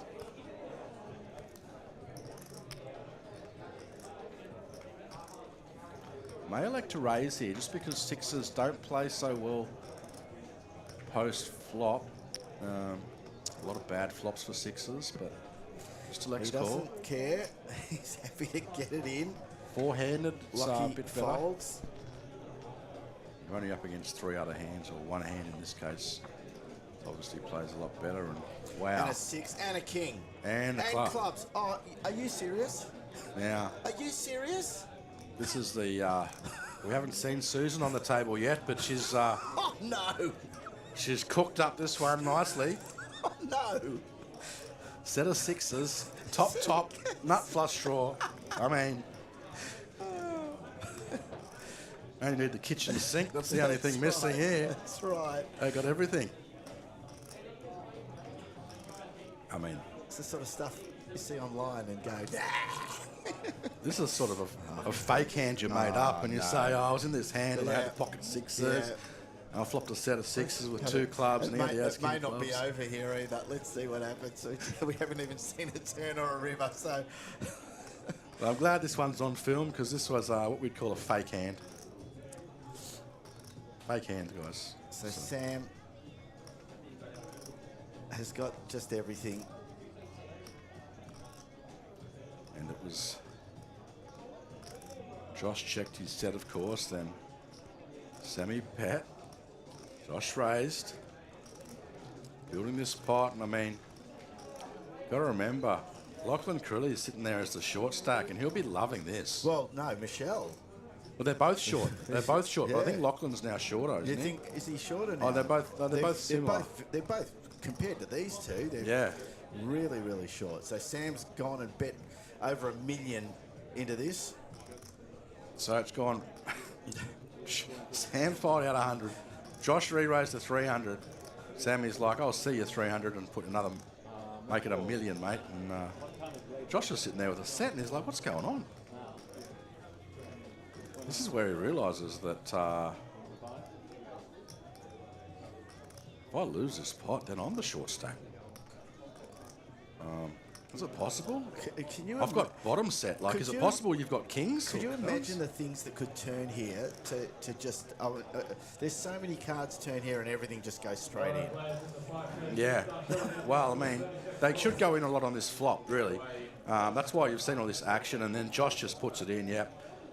Oh, no. Just a call. Just a call. They're millions. They're stacks in 500s, the 20, 25 chips, so it's just a call. There's a lot of... So much could happen on this turn. Yeah. That's not one of them. It's going to change too much. But we do have an all-in and a call. So... Sam, as you can see up the top, he needs the flush to get out of this, Sam. Yeah, he needs a club, and it can't be the 5 of clubs, because the 5 of clubs will give Josh a full house. And so will the 7. The 7's not the club, so he bricks it, and Josh takes out Sammy had. It's so unfortunate. Oh my lord! That is a sick one. Sammy was second in chips there, and it takes an absolute cooler for first in chips to take out second in chips when there's 2 shorter stacks there. It's the only way you see that. Absolute cooler. Wow, poor Sammy. He just had everything 1.8 on that flop. That was, he couldn't have dreamed for something better than that, except for the fact that his opponent was holding pocket 6s. Yeah, I mean... Wow. Absolute cooler, and congratulations to Sam. I mean, he did play really well. He was quite short on the prior table. He was on the table before the feature, the final, and he was quite short, and he managed got really short here as well. Yeah, on the feature table. he did, and he just kept coming back, and he's, you know, he could have busted out easily for 0 money from the previous feature, or for 4,000 in 8th, or 5,000 in 7th, but no, he managed to spin it up, and he's come 4th for 10,000 odd dollars. So and well done. On the other side, well played, Josh. Yeah, well played. Run better, Josh. I mean, Josh is one of the young guys that used to play a lot, and he sort of plays more golf these days. Heads up, what are you talking about? Working, and good to see him back. Really nice young kid, Josh. And, he's had a few big wins himself. I was actually in Sydney at the Star when $8 million was back at the Star those days. Star Sydney. Josh made a deep run in the final table. No, I was big blind. Just he was so young. I think he was only 18 and had a big score, and sat down with him and had a chat to him, and yeah, he's had some good runs, Josh. 650. Now he's got a monstrous chip lead here. You? 690. Just having a race off for those extra 1,000 chips. We'll get Go going heads up. again.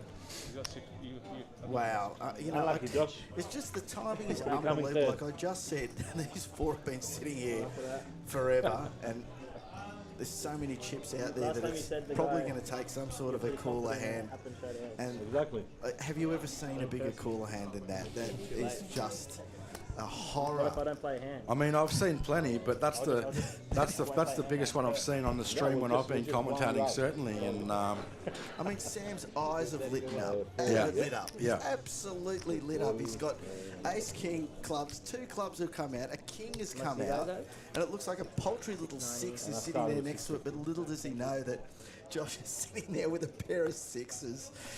Oh, wow. Like let them it's what we call a fake hand. Yeah. And we're glad that we got that on stream, and it'll be saved forever on our YouTube and Facebook. So make sure you subscribe to our YouTube channel, like the video, like it on Facebook, subscribe on Twitch. it's good to see those sort of hands. And good to see all your reactions come through here. We get to see all of them off all 3 different streaming servers. They all combine into our chat here, and it did light up then on that hand. yeah, so 10,900 for Sammy Haddad. There is a pay jump to 15,250. Then it goes 22,850 and 34,860. So still plenty to play for here. I mean, you could say Lachlan navigated his way to third nicely now, but really the deck just didn't give Sammy a choice. He just, deck said, see you later. That's what happens sometimes. And now you've got the 2 short stacks against an absolute monster huge stack here. yeah, and this is an interesting situation. Josh can pretty much go all in a lot because the $7,600 pay jump, and they can't call because it's basically every time Josh puts them all in, it's pretty much saying, do you want to bet 7,600 on this hand? Yes or no? And if the answer is no, you have to fold.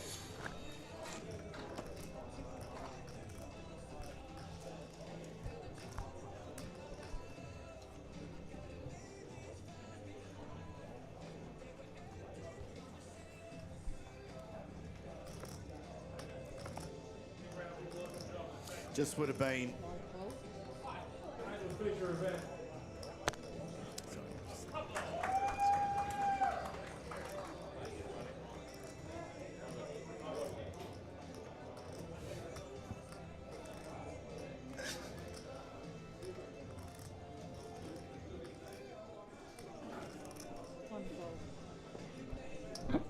so poker going on all around the place here tonight.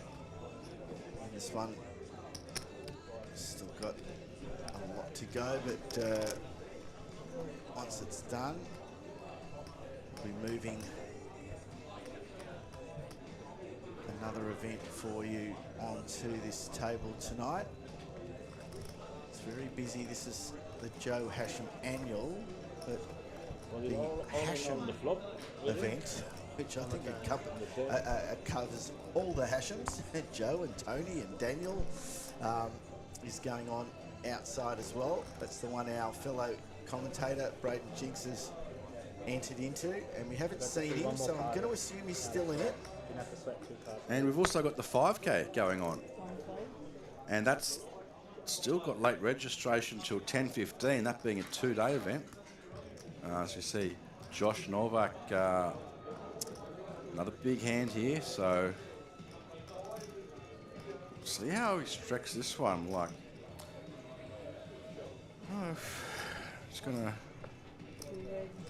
raise, yeah, I guess, and makes sense. Lachlan, if he finds a hand, wow. Well, he has found a hand, and he probably knows exactly what you were saying, that Josh is going to just be pushing chips in and going, all right, well, if you want to take me on, you know what's at stake here.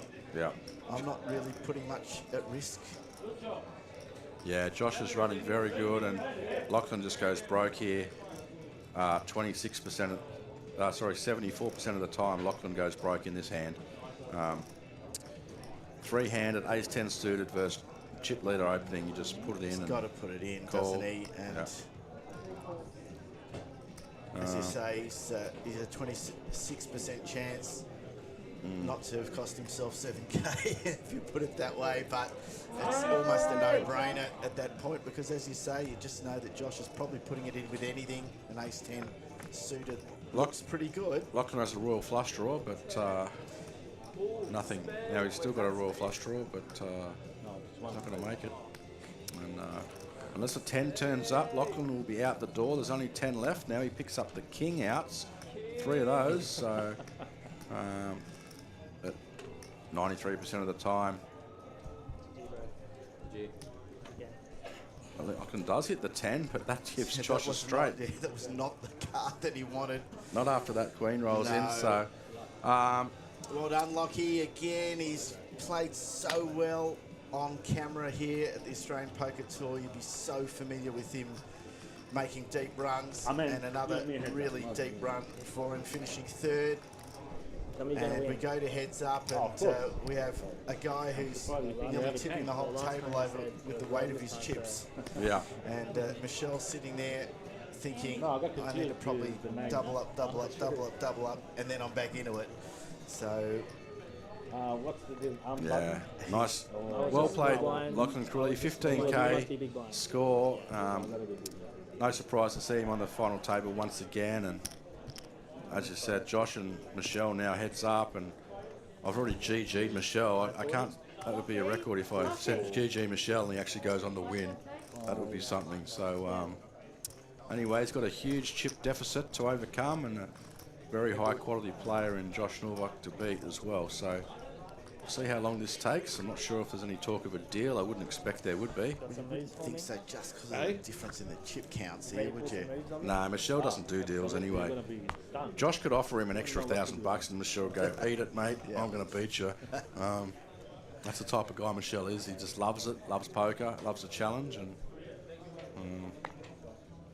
good to see Josh back and in the winner's circle.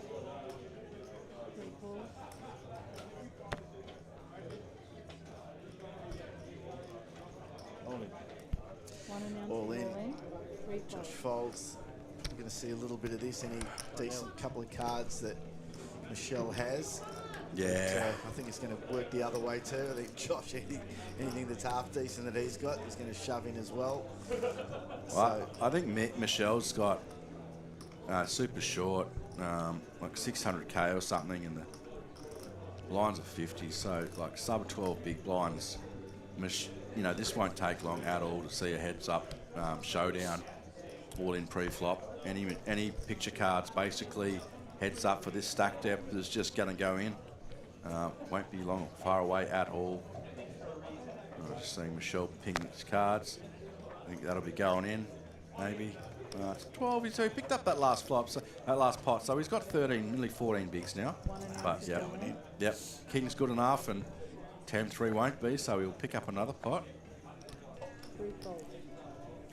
As you say, Josh will just know that Michelle's going to put this in with anything that's you know, got a decent high card, and Josh in that position is just going to wait for something that he feels gives him at least a 50-50 shot at it. And as you say, a 10-3 is probably not going to do it. And then back the other way, you know, when Josh has got to push his chips in, if he's got something that he feels is decent, he's not going to hesitate either.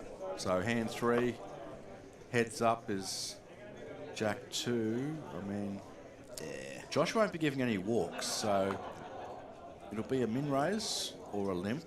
Won't be a fold. Got that big blind ante in there, so the big blind's paying 2 blinds, obviously. So there's the min raise, and Michelle loves these little suited connectors. So he's going to come along. See if he gets lucky on the flop. I mean, he doesn't want to see a 2, but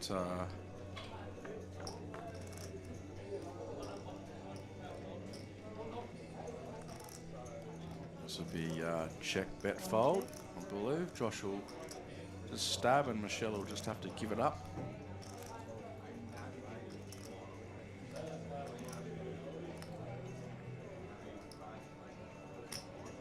You can do as chip leader.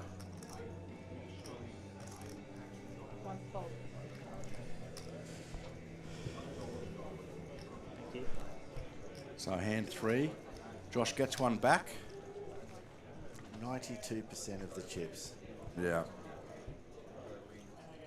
And this is like a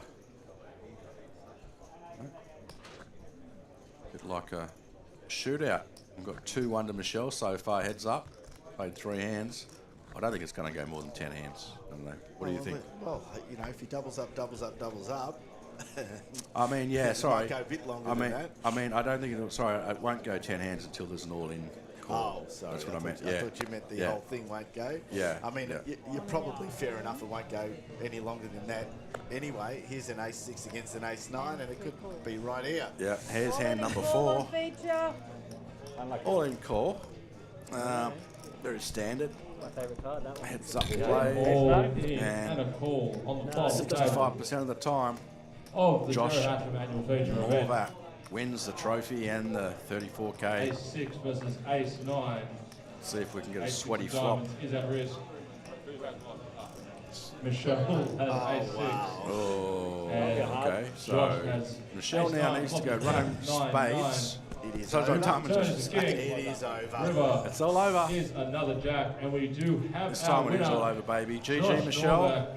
Novak. Another Novak top picks performance. up just under picks How up good is $34,000 for his win, and Michelle takes home $22,000. Yeah, and Fantastic effort. It's going to last long with the chips checks there. So well done to Josh. And Josh ran hot, and it's good to see. Nice guy, Josh. Congratulations, $34,860. Going to take a break here now on our coverage. Pretty sure we're going to be coming back with a 5K, but let's see what's going on outside, and let's try and bring you the best poker going on in the room. Keep an eye on your socials.